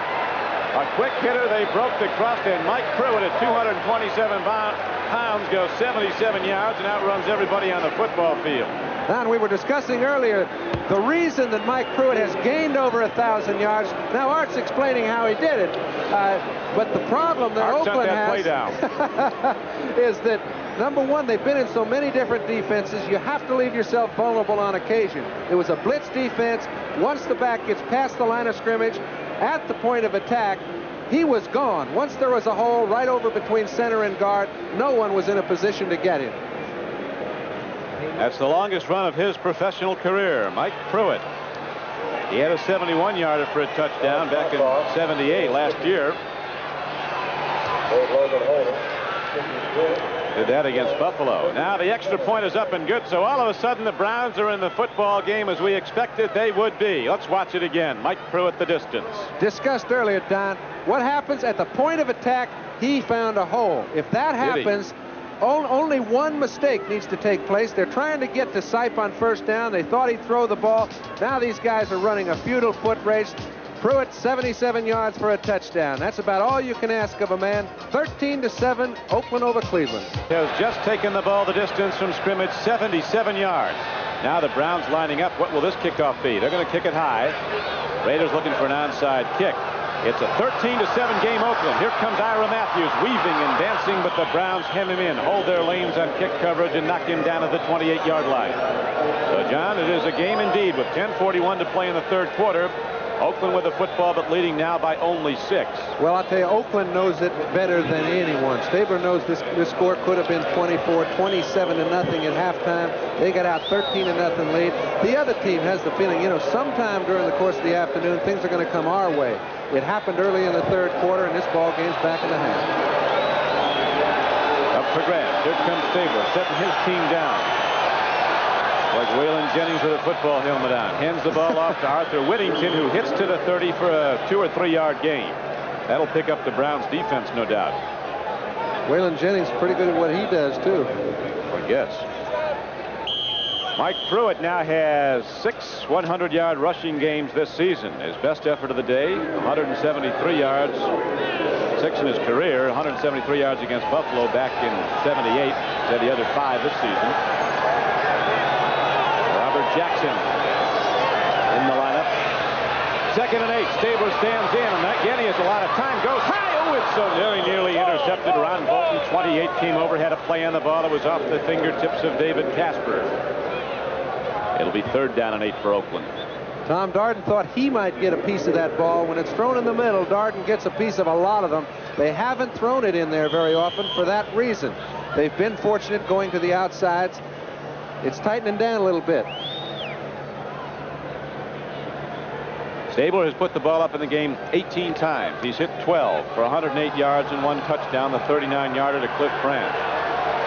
For the season, Stabler has a 60% completion mark. 3rd down, and here's the rush. He stands in, he lets it rip, he hits his man, and Derek Ramsey hasn't. He's got a first down. He's down to the 40-yard line. On 3rd down and 8, Ramsey got downfield just where he had to go to the 40 of Oakland, made the reception, 10-yard gain, first down Raiders. Credit the offensive line with giving Stabler enough time. He wanted to go to Casper to come off his primary receiver and find Ramsey in the middle all along.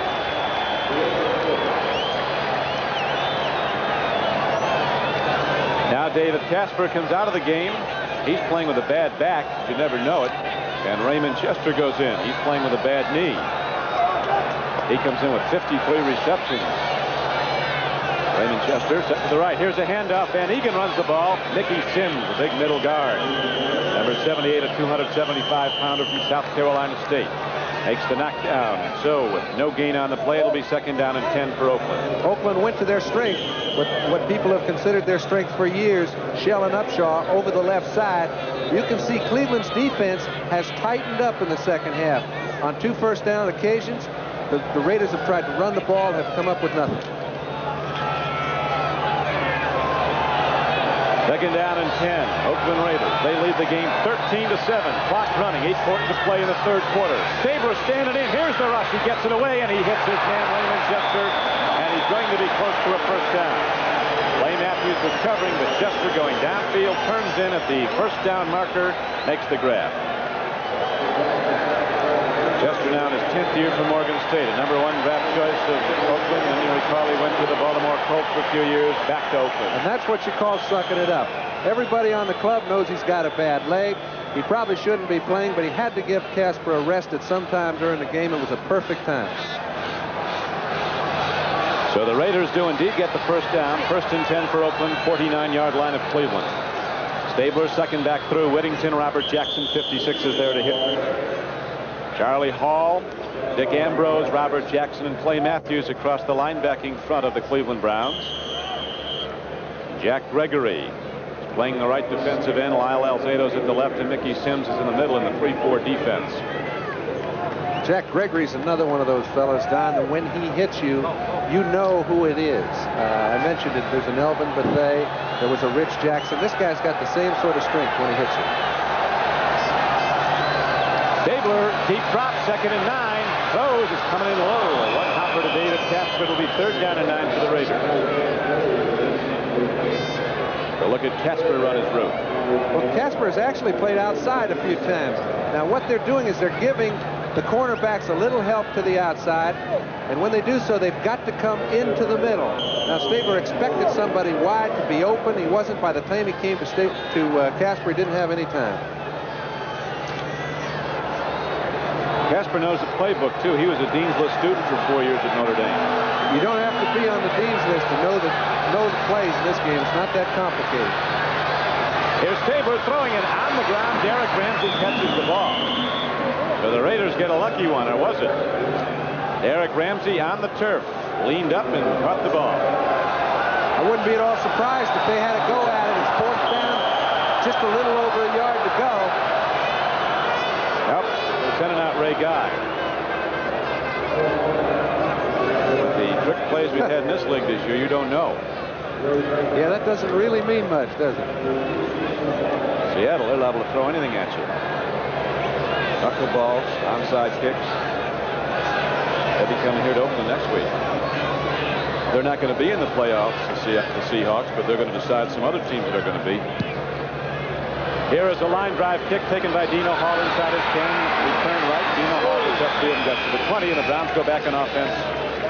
1st and 10.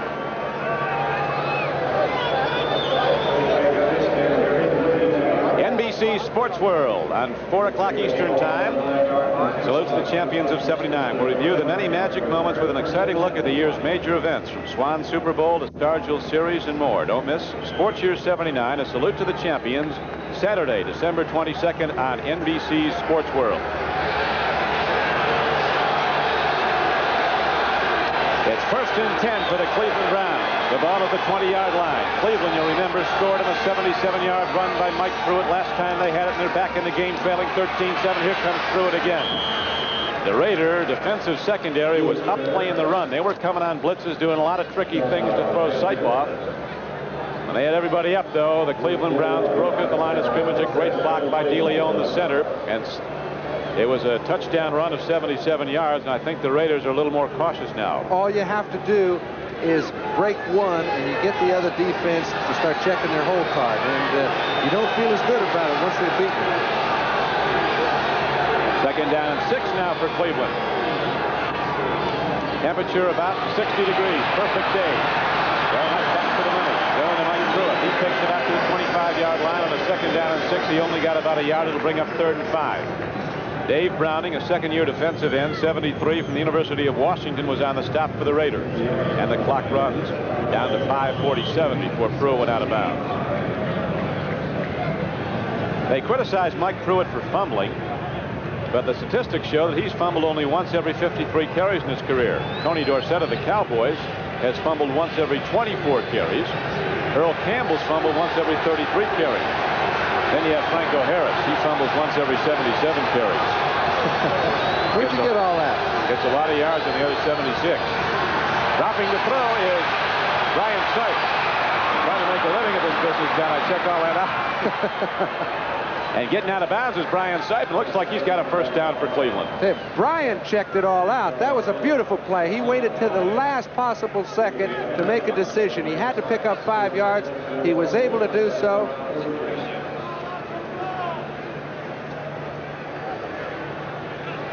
We'd now like to welcome our viewers in the great city of Los Angeles, California. As here at Oakland, California, you see the Raiders in the lead 13-7. This is Don Criqui with John Brody. Oakland had a 13-0 lead at the half. The Browns just got the big play on their last possession. Their big back, Mike Pruitt, ran 77 yards from scrimmage untouched. A quick trap block sprung him, and he went 77 into the end zone. Now he gets it again as the Browns have it first and 10. He gets it out to about the 38-yard line. Oakland might have had a lot more points, I think, in this game, John. They were down challenging. They were down first and goal at the 6. Dick Ambrose intercepted then for Cleveland. Another time they were down close. A fumble was recovered by the Browns. And a couple of other drives that came up short, and they ended up in field goals. So the Cleveland Browns, as they've done all season, keep hanging in as we have 5:10 to play in the third quarter. And all of a sudden, when the fourth quarter comes into play, Cleveland often wins a football game. Well, Oakland's pretty good at that period of time, too. I'd say we've got a pretty good matchup. Brian Sipe has been sacked 5 times. They're taking better care of him. Now he throws to Logan, who catches the ball, coming back at it. And Logan is ahead on a 2nd and 8 play, very close to first down yardage. He caught the ball beyond the yardsticks for the first down, then came back, trying to elude the defenders. Jack Tatum knocked him down. I'm certain he's got the first down, Don, but when he did break free, he fumbled the ball a little bit, so they had to give it to him where he could make progress. First and 10. And the clock runs. It's down to 4:40 to play in the third quarter. The Raiders and the Browns both were greatly buoyed by yesterday's Seattle victory over Denver, which gives them renewed life for playoff hopes as wild cards in the AFC. New England, winning or losing against the Jets, could have a bearing. Jets were leading at last report. Now Brian Sipe on first and 10 takes a drop. He throws it to the hunting pattern down to Reggie Rucker, and I think the Raiders have another one. They do. Henry Williams, the rookie cornerback, and he's not done yet. Pertinent blockers in front of him. And again, the Raiders come up with the interception. Not that long ago, if you just joined us, Charles Phillips intercepted for Oakland. And now Henry Williams does the same, so the Browns threat is stopped, and Oakland has excellent field position, John. Well, it wasn't as much a badly thrown ball because Rucker had Williams' back turned to the play. When you do that, throw the ball up, usually your offensive receiver can come down with the ball. This time, Rucker went up for it and went right through his hands. Williams made a great reaction to it. That's having your hands in the right spot. Rucker did not touch him after he got the ball. You see him reach his paw out, try to get him before he got up. He wasn't able to. As a result, Williams made a great return. Oakland's got good field position inside the 40. And as you see, Henry's got 3 for himself. A rookie from San Diego State called on to start when Monty Jackson went down with an injury. And right now, we have a break in the action here at Oakland, California. Raiders in the lead. Back at Oakland, we pause briefly for station identification. This is the NBC television network. WFMJ, Youngstown. With John Brody, this is Don Criqui. 4:08 to play third quarter. Oakland Raiders 13, Cleveland Browns 7. Raiders with a second interception this half. Of this game, rather, of Brian Sipe, and now they go to the run straight ahead. Van Egan, playing with a bad bruise below the knee, carries it down the middle and down to the 34-yard line. Ambrose, the middle linebacker for Cleveland, on the knockdown. Good offensive line play also by the right side of the offensive line. They're off on the ball. Any sort of penetration doesn't make a difference which way you push them. It creates a hole. Van Egan alertly found it. They pick up 7 or 6. Stabler again goes to Van Egan on 2nd down and 5, and there's not much there. Robert Jackson, a former #1 draft choice of the Browns out of Texas A&M, who's moved into a starting alignment with the 3-4 defense, came up to make the strike. Be 3rd down and 5. Now New England leads the Jets 19-17. Sam Bam Cunningham just ran it in from a yard out for the Patriots touchdown, but a long way to go on that one. 11 minutes to go in the 3rd quarter. We have 3:10 to play in the 3rd quarter here at Oakland. The Raiders with an 8-6 record, hoping to go as a wild card. So too are the Browns hoping for the wild card. They come in at 9-5. Here is Cliff Branch wide open. And you better get a net out and throw it over Branch when he gets it. Unless you grab him and hold on, he's gone. He's been in the end zone once today, was there twice Monday night. And Robert Jackson is slow getting up for Cleveland.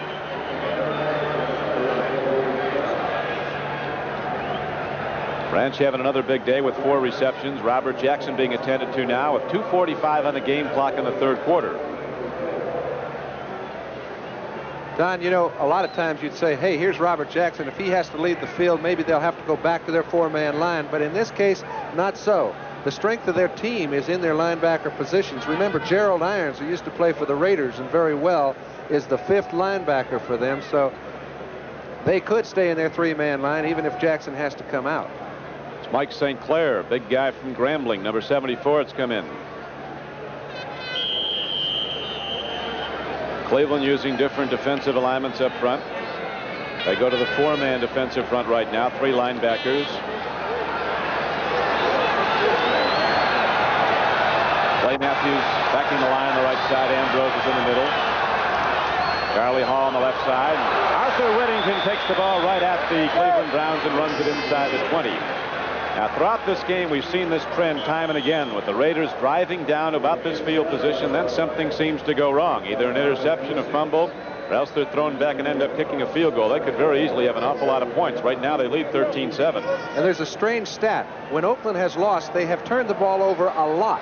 When they have won, they've had very few turnovers. I mean, some days they'll go with none. Other days they'll go with 5 or 6. They do it with their offense. There's no question about that. When their offense is down, they're going to win. Here is Derek Ramsey taking the ball down to the 10-yard line on a 2nd and 5 play, and he has a 1st down.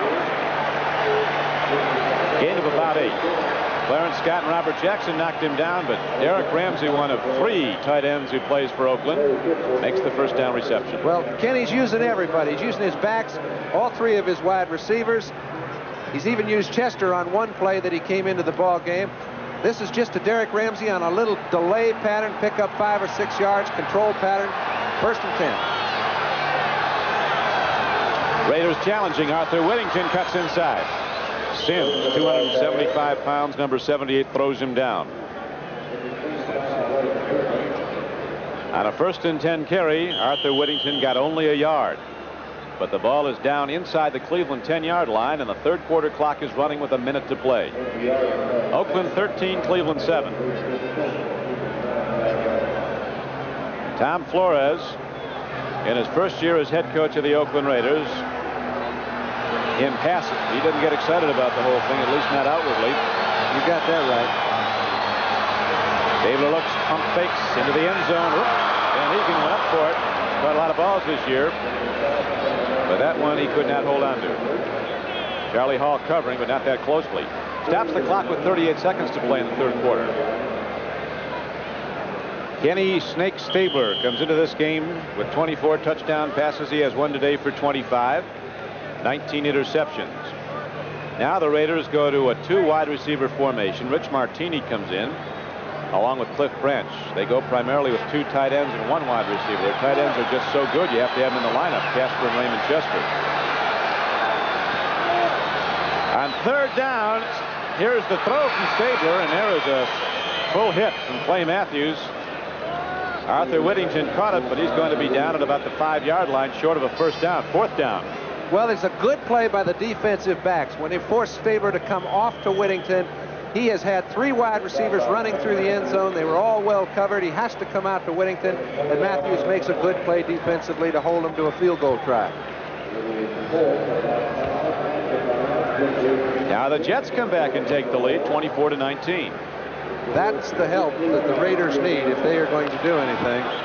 That looks like a last at bat game, though. Keep changing the lead. Right now, we're going to take a break in the action as the Oakland Raiders, the third quarter coming to an end. They'll kick the field goal in the fourth.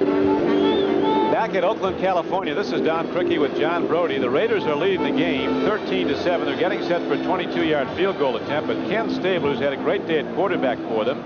Apparently, John hit his hand, his throwing hand on somebody's helmet or face mask he's being attended to. The problem is they're putting that spray on there, but if that takes the feel out of his hand, he wouldn't be effective playing anyway, and his problem would be squeezing the ball. If you can't squeeze it, you're helpless.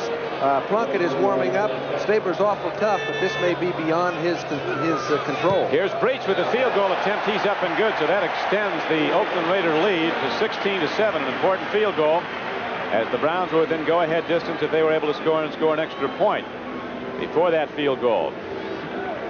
So the Oakland Raiders open up a 16-7 lead, as we'll see what shape Kenny Stabler is in. They sprayed that hurt no more on, but as you were pointing out, John, and know so well, unless you can grip the ball hard, you're not going to do it. Yeah, I mean, what you don't want is you don't want to have your hand numb. That's the way it gets rid of the pain. I mean, it freezes it, and you don't have any pain, but you don't have any feel. And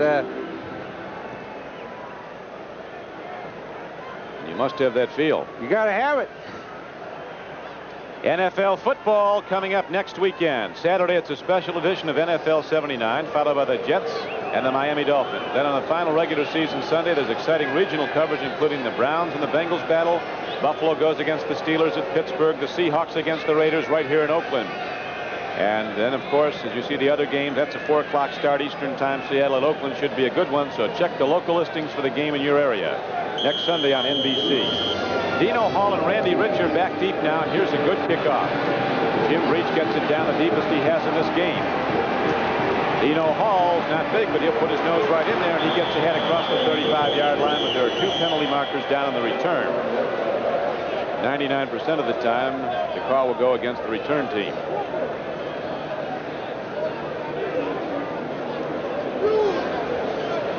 We welcome all of you who've been watching other games and have switched to this network. Those of you watching the Los Angeles market, the San Diego New Orleans game, that one was over early. As San Diego is executing the Saints, they went out of it when Atlanta today was beaten by Los Angeles. The Rams will win the NFC West.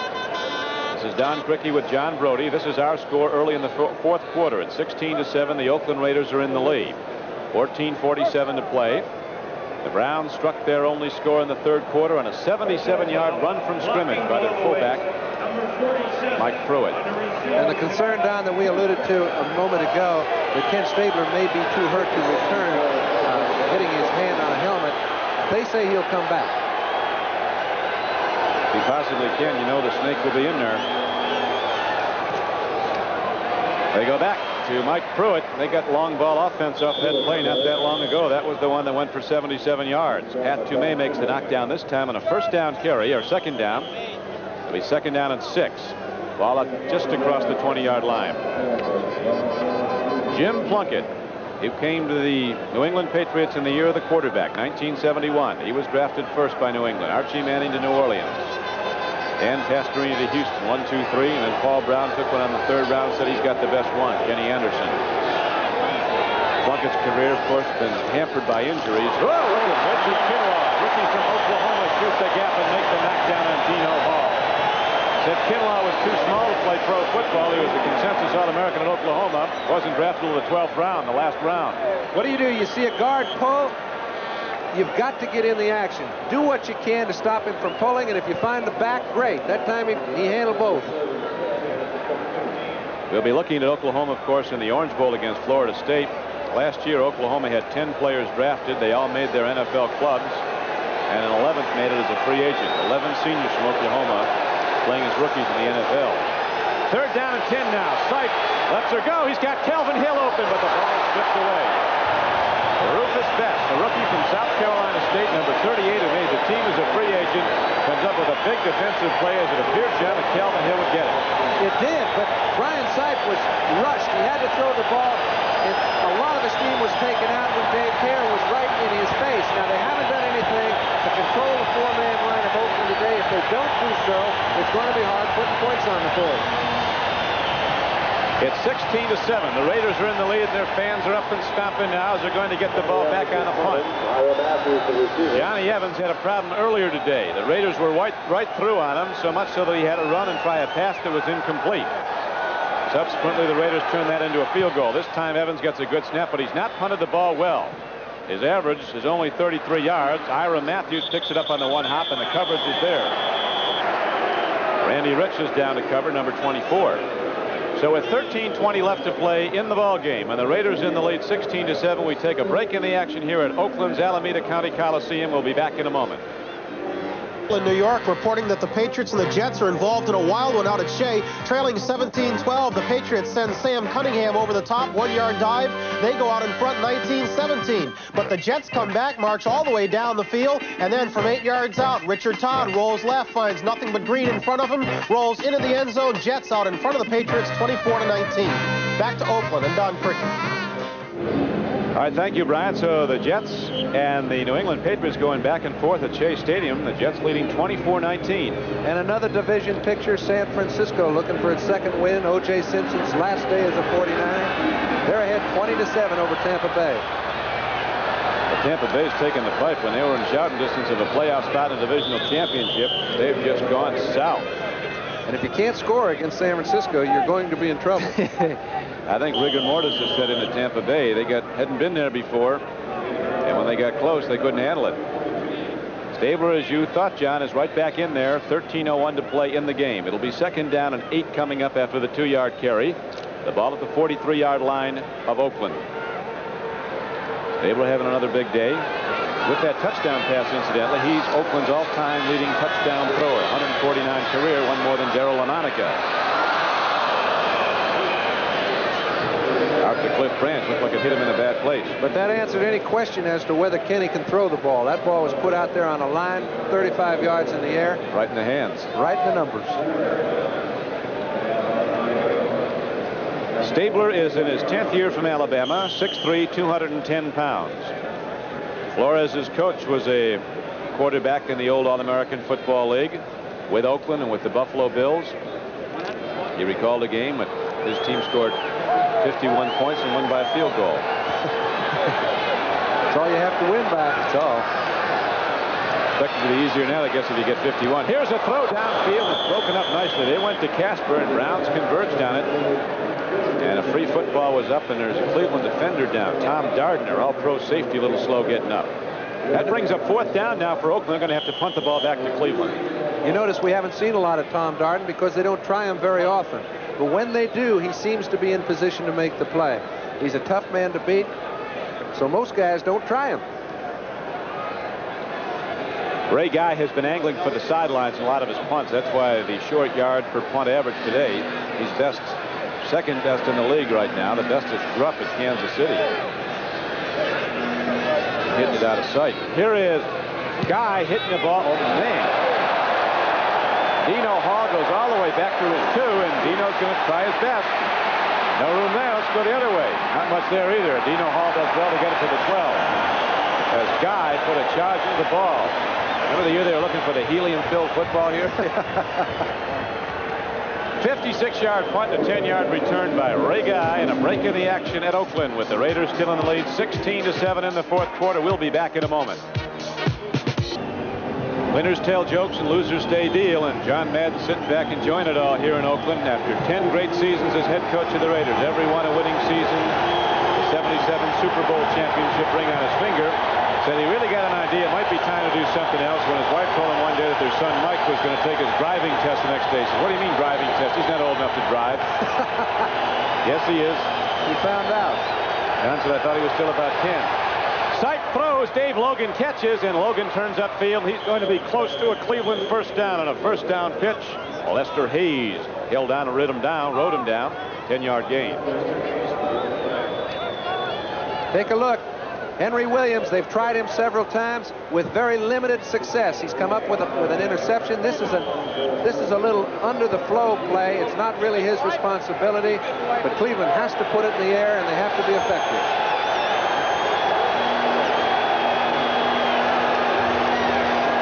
First and 10 for the Browns. Sight stands in. He throws and completes again, this time to his fullback. And Mike Pruitt takes it out across the 30 to the 32. On a 1st and 10 carry, he got 8. So it'll be 2nd and 2. Villapiano made the knockdown on the play. Pruitt 2 receptions for the day. His big play, though, was that quick hitter from scrimmage, 77 yards and a 3rd quarter touchdown. The Browns' only point so far as they trail 16-7. The game clock is down to 11:20 to play.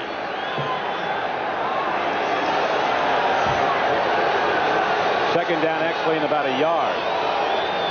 Ozzie Newsome has not caught a ball today for the Browns. They're 50 catch man so far this season. Tight throws. Ball is taken down and lost by Dave Logan. It'll be 30 yards. Interesting to watch Newsome and the coverage they're giving him, John. They're just putting somebody right on his nose at the line of scrimmage, and they're just running with him wherever he goes. Well, that means they put a burden on Henry Williams, the cornerback that we mentioned hadn't been exploited much throughout the season, but we expected to see exploited today. He's held his own. That really makes their whole defense work. If you can put a burden on one cornerback and have him hold up, you can do play some defense. Ryan Sipe standing in. They've taken better care of him. He was sacked 5 times in the first half. Big play for the Browns. 3rd down and 1. And Pruitt gets the yard and some more as he drives it out from the 32-yard line to the 35. So Cleveland keeps its drive going. And the clock continues to run. 10:45 to play in the game. Oakland 16, Cleveland 7. Rod Martin and Reggie Kinlaw are on the stop for Oakland. Yards rushing this season. Reggie Rucker goes out wide to the left. Logan, a big lanky receiver who played basketball at Colorado and was a Major League Baseball prospect, is wide to the right. They're looking at Newsome, and Ozzie gets the first ball thrown to him and does it as he did so often all season long. One-handed, up in the air and down with the football. Gives you a pretty good indication as to why they're double covering him all day long. I mean, that ball was not a well-thrown ball. It looked like it was going for a certain incompletion. Mike Davis has been doing a fine job. He gave him just a little bit of room that time. He came down with the reception, picked up a 1st down. Big play. They go to Ozzie Newsome from Muscle Shoals, Alabama. The man that Bear Bryant said the best pass catcher we've ever had at Alabama. You can talk about Hudson or all of them. I tell you, either the hands are getting bigger or the ball is getting smaller. I don't know which. A lot of guys are catching with one hand, though. 1st and 10, Sipe deep drop. He has a problem, swings it out. Ozzie Newsome has, he can go with the ball. Newsome spins ahead and did not get back to the line of scrimmage. Mike Davis held on and knocked him down, so it would have been almost better incomplete. 1st downs an even number, 16 apiece. Bottom line is the thing, though, and that's 16-7 Oakland with 9:10 to play. Both these quarterbacks very cool in the last 10 minutes of the game. You won't catch either one of them making bad mistakes that cost their team time or yardage. Throughout the season, Cleveland has been a 4th quarter team. That's where they play their best football. They come up with a big play. Sipe takes a drop on 2nd down and 12. He runs out of trouble. He stands in. He swings it out. There's a man there. Mike Pruitt catches the ball for a 1st down to the 28-yard line. Talk about poise under pressure. Sipe stands and lofts it up. That's exactly what you're talking about. His primary receivers were covered. He's still getting a good pass rush. Matusik forces the play. Pear forces the play. He gets out from underneath.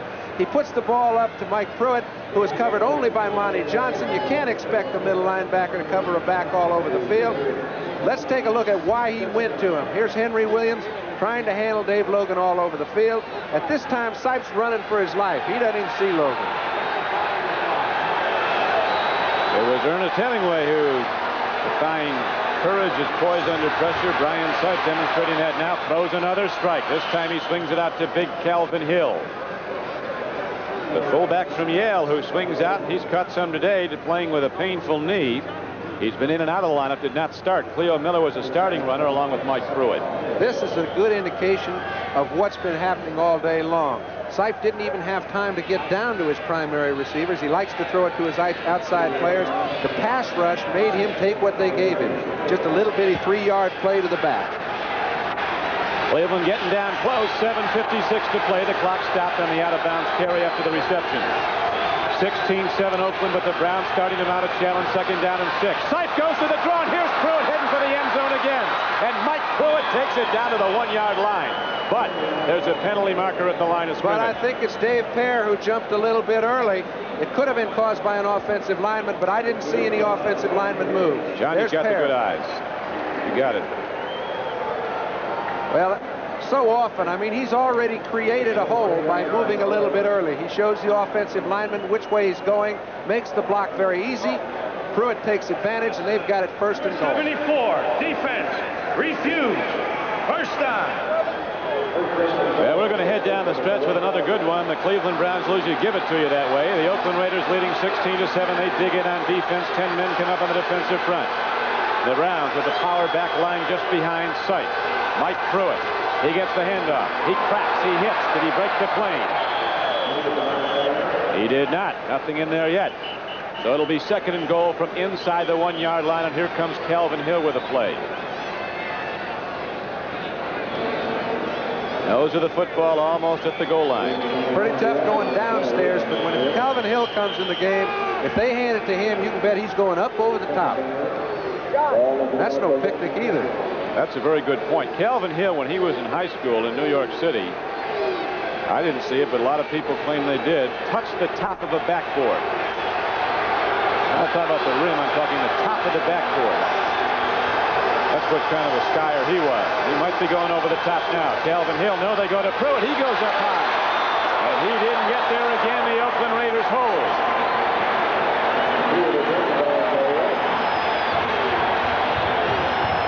Third and goal. They can't have more than 3 inches to go, Don, but it's a long 3.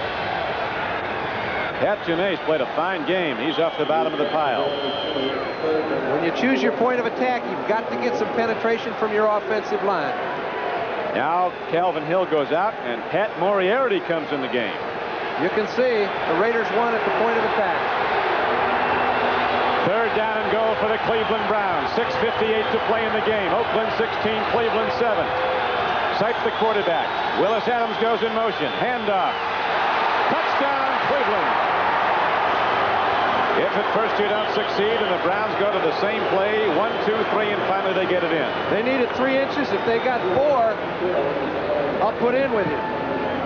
But they got enough. They got a few inches, that's right. But it was 6 points worth. And now a big extra point coming up as it's a 16-13 game. If the Browns hit the extra point, a field goal could win it for them. But these Raiders aren't done yet either. And Stabler, here, let's watch the touchdown run. Good offensive line play. The left side of the offensive line moved them just enough. Pruitt took advantage of it, got them back in the ball game. This extra point could pull them to within 2. Pruitt with 10 touchdowns this year, 8 rushing, 2 today, and he's caught 2 for touchdowns earlier in the season. Cockcroft, who doesn't miss many, didn't miss that one, and it's now a 16-14 game with 6:50 left to play. So there's a break in the action. We've got a good one when we come back. 6:50 to play, and the Raiders let the Browns get back in it. I do indeed. My pal Burley Mack from Beulah. He's in the Cleveland audience. 6:50 to play in the game. 16-14. 2-point lead for the Oakland Raiders. And now the Cleveland Browns teed up and are ready to kick it off. Arthur Whittington is back deep. Cleveland, the come-from-behind team, always keeps it interesting. And Arthur Whittington's the only one that is back deep. They expect an onside kick. I don't think they'll get one. Well, I don't either. I don't see the wisdom of that. Well, they've got everybody over on the left side, so they'll probably try and kick it high and get good coverage.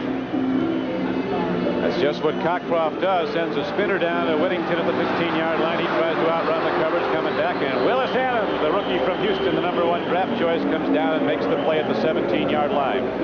So Oakland starts off inside its own 20 with plenty of time remaining, 6:43 to play. All right, Niners. Do you see that, boy? I see it. They haven't had many. I thought they were in the Billy Sims Bowl, but they're out there playing it out. We get to yell when we get them, though. How about Tampa Bay? The rigor mortis has set in, those boys. Coach McKay stopped the one-liner. First and 10. Here's a handoff. Whittington dancing gets across the 20 to the 21. We're going to run down all the scores from around the league on this 15th weekend of play as teams close in on the playoffs. Right now, the Raiders holding to a 2-point lead, 16-14 with 6:26 left to play. Here is the Miami Dolphins winning 28-10 over Detroit.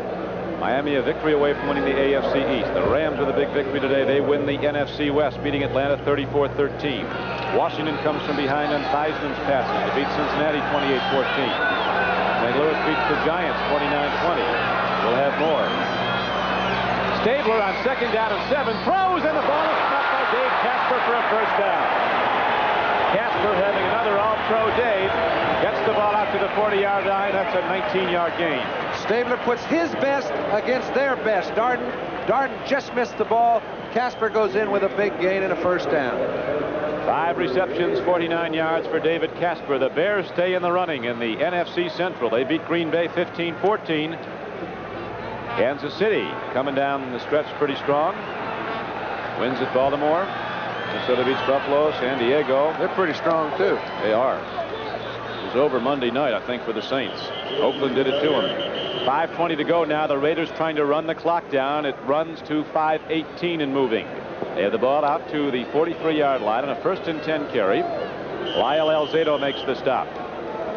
For Whittington. The Raiders will do anything they can to score, but they would like to take as much time as they can because they know Cleveland's habits. How many touchdowns have they scored in the last 5 minutes of a ball game? We're just under 5 minutes now. When the Raiders have it, no one can score.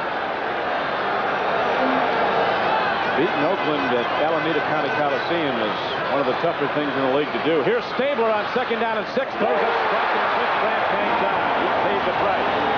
Oliver Davis hit him hard in the small of the back. Knocked him down at the 46-yard line. 14-yard gain, and the Raiders move on with a first down. And his offensive line continues to give him excellent vision. You notice that time Gene Upshaw just cut down Jack Gregory, allowed him to see well over the middle and complete the pass. So Stabler delivers a big pass, and now Cliff Branch having another big day with 5 receptions brings the Raiders down to the Cleveland 43-yard line. And the clock runs 4:08 to go. They go to the fullback. Mark Van Eegen takes it to the 40. Clay Matthews stopped him on a 1st down carry. It'll be 2nd down and 8. Browns need to get the ball back, but Stabler, so good when the pressure's on, keeps taking the Raiders further and further into the Cleveland area. It's the first time in the second half that they have really won at the line of scrimmage or moved the ball. You see the game clock winding down. That's in the 4th quarter. 3:35 left to play in the game. Oakland leading by 2 points, 16-14. Here's Stabler on 2nd and 6. Swings it out. Van Eegen catches, and he's ahead very close to a first down. Van Eegen had to get to the 33. Ambrose knocked him down right about there. Don, and that little move made such a big difference because even if it is 3rd and a foot, that's okay. But that last little move he made, rather than make it 3rd and 3, which is really a very difficult rushing down, but an easy and usually a throwing down, created the situation. Look at this. He gets away from Clay Matthews, picks up an extra 3 yards, puts him within a foot of a first down. 3rd down and inches. Across the bay, San Francisco continues to lead Tampa Bay 23-7. 3rd down and inches. They go to the run. Here is Booker Russell, a 245-pound fullback, and he is there. Booker Russell takes it inside the 30, and the Raiders drive out. Larry Scott knocked him down. Bowl games are coming up on NBC. Some great ones starting Christmas Day when the Pitt Panthers, ranked in the top 10, go against the Wildcats of Arizona in the Fiesta Bowl. And then New Year's Day, the game of the day, the game of this season perhaps. Heisman Trophy winner Charles White leads the 2nd-ranked Trojans against the #1 Buckeyes in a game that could decide the national championship. Probably will. Then the undefeated Seminoles of Florida State go against Billy Sims and the Sooners of Oklahoma in the Orange Bowl New Year's Day night.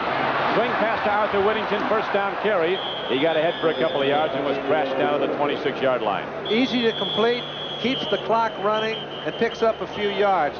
We mentioned earlier, Sipe nor Stabler will waste any time that shouldn't be. And both of them have done an excellent job within the last 10 minutes. Stabler in no way wants to give Sipe a chance with that ball and any time left. Cleveland Browns just called a timeout. They have 2 left, and so so we have a break in the action. 2:15 to play in the game, and we'll be back at Oakland in a moment.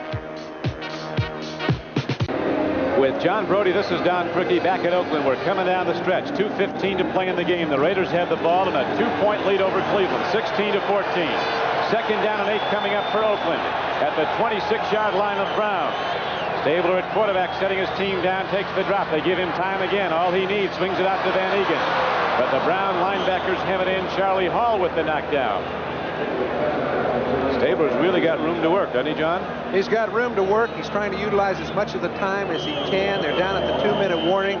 He's throwing safe passes, but he wants badly to get in a position to pick up 7. 3 points gives Cleveland a chance to get back in the ball game. And we'll be back with the last 2 minutes of the game after this.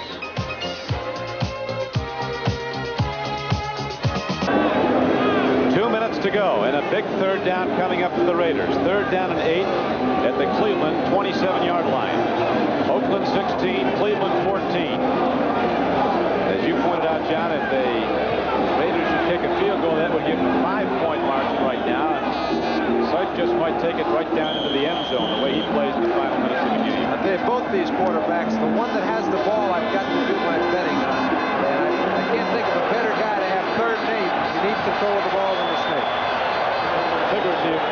Figuratively, of course. Right. Here we are with Stabler standing in, looking in the end zone. Boy, they give him time. He's got a guy going for it. It is Chester. The ball is broken up. Oh, what a play. Recovering and making a great play for the Cleveland Browns with Oliver Davis. And he didn't even have his head to the ball. I mean, it was one of those plays that he knew the ball was coming in about that area, Don. Raymond Chester made a fine move, a little out and up move. His offensive line gave him time to look around. He spotted Chester. Davis is on the hustle, man. You see, he comes back, just put his arm up where Chester was trying to catch the ball, made a great play. Also covering was Ricky Jones, a little used linebacker. Now Jim Breach will try a 45-yard field goal. Browns give him something to think about. Breach hits it. Oh, well played by Jim Breach. With a big leg. Jim Breach is only 5'7", but he hits a big field goal.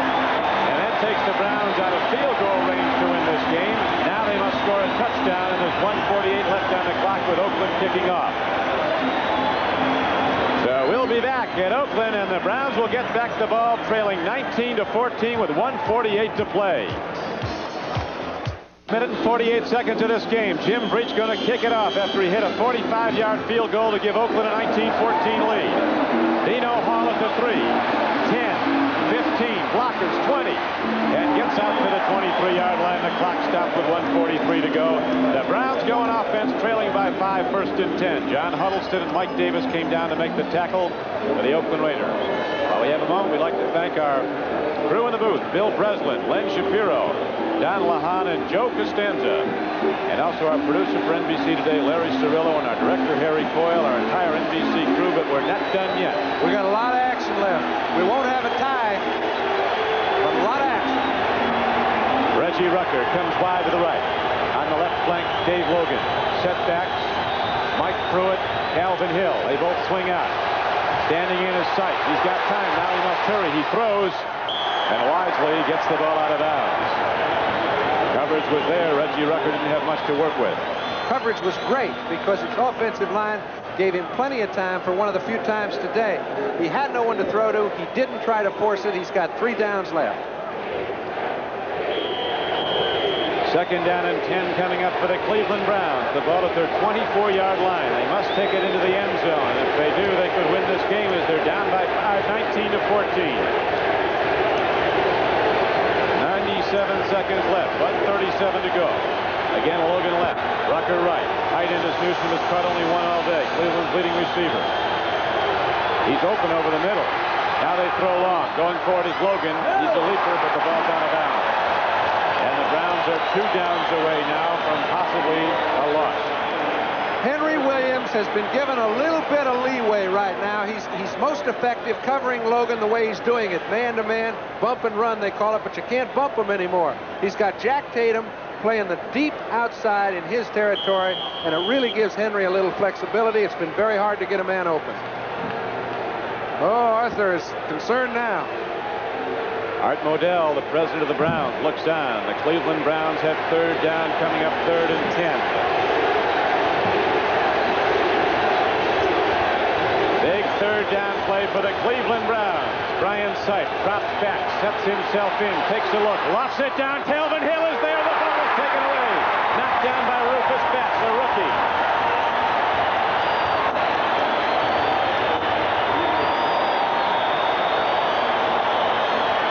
They are up and cheering here in Oakland as the Raiders have stopped the Cleveland Browns on 3 straight downs, and now Cleveland could very well be 1 down away from a defeat that could take them out of the playoff picture. This is Don Criqui with John Brody. It is 4th down coming up for Cleveland. The ball at the Cleveland Brown 24-yard line, 4th and 10, and the Raiders leading the game 19-14. Remember, Don, they still have 2 timeouts left, but on 4th down they have to pick up the first right now. They couldn't get it back, but it would be an awful tough situation. 4th down and 10 for Brian Sipe and the Cleveland Browns. They must make the first down here to keep it going. They're down by 5. He throws. He looks. Now Rozzie Newsome at his back to the football as it came in. And the defensive secondary, the Oakland Raiders, salutes each other with reason. They have done the big job stopping the Browns on 4 straight downs. And now Brian Sipe fires a fist into the turf. That will do it for Cleveland. Well, you know what he thought, Don? He thought Ozzie Newsome was going down the field about 20 yards and stop up, because you could tell when he let the ball go, he thought he had Newsome open. He thought he had a sure reception. Newsome was trying to beat the safety man, Jack Tatum, deep. A little miscommunication. You can see the reaction of Art Modell. They've had a fine year, but it looks like it's coming to a halt today. Looks like Oakland's going to stay alive. Never can tell with 1:22 left, but that's the way it looks from here. Newsome was running the deep pattern, had his back turned to the ball, and came in on the 1 hop behind him. And so the Browns turn it over, failing to convert on 4 successive downs, and the Oakland Raiders still very much in the playoff picture. Come in now to run out the clock. Stabler at quarterback, 1st down and 10. He goes to his fullback, and Van Egan crashes down to the 22. They don't want yards, now they want time. It runs down to 1:17, and the Browns call for and are allotted a timeout. Don, they do have 1 timeout left, and they could get the ball back, but they would only have 10 or 15 seconds at that time if Oakland elects to run 4 plays. And it's not enough time to operate 80 yards from touchdown area, and I don't think you'll see the Raiders trying to kick a field goal. Ken Stabler, as his former coach John Madden was reporting him earlier, said the great thing about Stabler is if it's a Super Bowl and you're in the last 30 seconds of the game and it's on the line, or if you're at a Wednesday practice, he's exactly the same. He doesn't get excited. He doesn't jump up and down and scream, "What are we going to do next?" He is there and he's ready. He's ready right now, and he's talking it over with Tom Flores. He knows that if the Browns take a timeout, 1 more timeout, that'll be it. They could still have 1:14, 12 seconds left to play, but 2 plays later, they'd only have about 12 or 14. It wouldn't allow them enough time. I'm sure that's what he's explained to Flores. Not that he needed to. I mean, that was the area of discussion. Well, they have 2nd down and 8 coming up, 1:17 left to play in the game. Both these teams greatly buoyed by yesterday's development at Seattle. The Seahawks upsetting the Denver Broncos. And now Oakland could be closing in on a playoff spot with a victory here today. Although this will not make it official. They go to the run. Carrying the ball is Derek Jensen. Another fullback takes it inside the 20 on 2nd and 8. Ambrose and Jackson were on the stop, and so right now the Raiders are 1:12 away from a very big victory. We have a break in the action here in Oakland, California. We'll be back with the conclusion after this. Run and took it straight ahead. Arthur Whittington carried. He got it down to the 15-yard line. He didn't get a first down. It'll bring up 4th down and 1, and the clock runs down to 55. And we discussed it earlier. Stabler says, hey, we don't want a field goal. It's the only way we can get beat. If they block it, they could get themselves in position to go on and make a touchdown and win the ball game. He feels that they'll be so hampered for time by the time they get it back, and I'm sure their offense is over there. They've already created 2 or 3 plays that they can get out and get with fast, but I don't think it's enough time. Mike Pruitt having a great day for the Browns with 149 yards rushing, 7.5 average per carry, 177 yards for a touchdown, but apparently not quite enough, as now there's a timeout with 29 seconds left to play. And you don't know, John, what this playoff picture is going to be until they play it off next Sunday, and then they go to the computer. Earlier this season, look at Tampa Bay. They had the greatest record in the league. They were cruising. And their coach, John McKay, said it wasn't that long ago we couldn't score against a strong wind. Well, that's been the case today. The 49ers aren't a lot better than a strong wind, I don't think, but they're beating the Japers out of Tampa Bay. It's a big win, Don, for San Francisco. It gets their program started. This Thursday night, the Bob Hope Merry All-Star Christmas Special. You'll see Catherine Crosby, Angie Dickinson, Bonnie Franklin, Adam Rich. The Rose Bowl Queen will be there, and so will the Associated Press 1979 All-America team led by Heisman Trophy winner Charles White of USC and Billy Sims of Oklahoma. That's next Thursday night, December 13th at 9 o'clock Eastern Time on NBC. So the Raiders very much in the playoff picture. 29 seconds from beating the Cleveland Browns. It was 13-0 at the half. Oakland. Cleveland rallied back, trailed by 2, and here is the carry to a 245-pound fullback, and he's knocked down when he gets to the 10. 4 new downs, that's it. Game is history. 20 seconds left. There won't even be a need to get another play off. The Raiders are still in it, pal. And they might be a real factor, John, if they do get in. I'll tell you, the best quality they have exposed itself over the last 3 weeks of the season. They said, we think we have a very slight chance of getting in the playoffs, but we have to go out and do something to keep ourselves alive. That's it.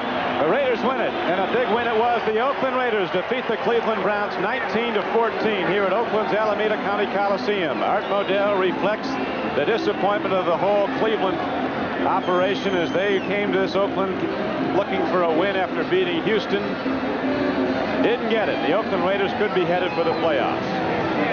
The executive producer of NBC's football is Don Omeyer. The coordinating producer is Ted Nathanson. The telecast of today's game has been produced by Larry Cirillo, directed by Harry Coyle, technical director Dick Rucker, associate director Ray Benassi. For John Brody, this is Don Criqui, and now let's go to Brian Gumbel and Mike Adamle in New York.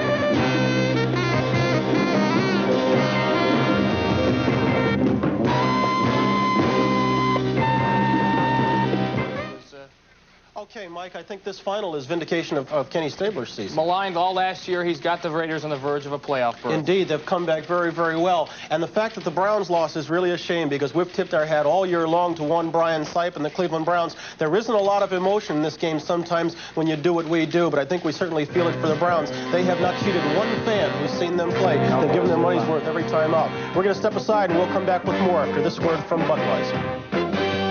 Try to get you all caught up on just what has happened throughout the NFL today. At the Pontiac Silverdome, Dolphins had a pretty easy time of it. Bob Greasy and company, 28-10. Greasy threw 2 touchdown passes. Washington sets the stage where the Rams beat the Atlanta Falcons 34-13. They're in now. The Washington Redskins set the stage for a big game next week against the Dallas Cowboys by beating the Cincinnati Bengals 28-14. 29-20 was the St. Louis score over the Giants. O.J. Anderson breaks Earl Campbell's rookie rushing record. The Green Bay Packers lost to the Bears today, keeping the Bears' hopes alive 15-14. And Kansas City moved their record up to 7-8 with a 10-7 win over the Baltimore Colts. Okay, Mike, the Minnesota Vikings said farewell today to Jim Marshall, his last home game in Bloomington, but the Vikings made it on a winning note and with perhaps their best defensive effort of the year. The Vikings turned back the Buffalo Bills. Final count there was 10-3, the lone touchdown Kramer to Rashad. San Diego Chargers are in the playoffs for the first time since 1965. They did it very easily. They turned back the New Orleans Saints and killed off their playoff chances in conjunction with the Rams win today. Fouts and company won it 35-0. Another big day for Fouts. He's only about 100 yards short of reaching the 4,000-yard mark for the season. He'd be the first to do that since Joe Namath in '67. How about the Tampa Bay Buccaneers? Their Cinderella Odyssey on the verge of turning into a pumpkin. They've lost their 3rd consecutive game. It'll go down to the wire between them and the Chicago Bears next week to decide who is the winner in the NFC's Central Division. Another game this afternoon that was involving the Cleveland Browns and the Oakland Raiders. The game you just saw, a heartbreaker for the Cleveland Browns, a big win for the Oakland Raiders.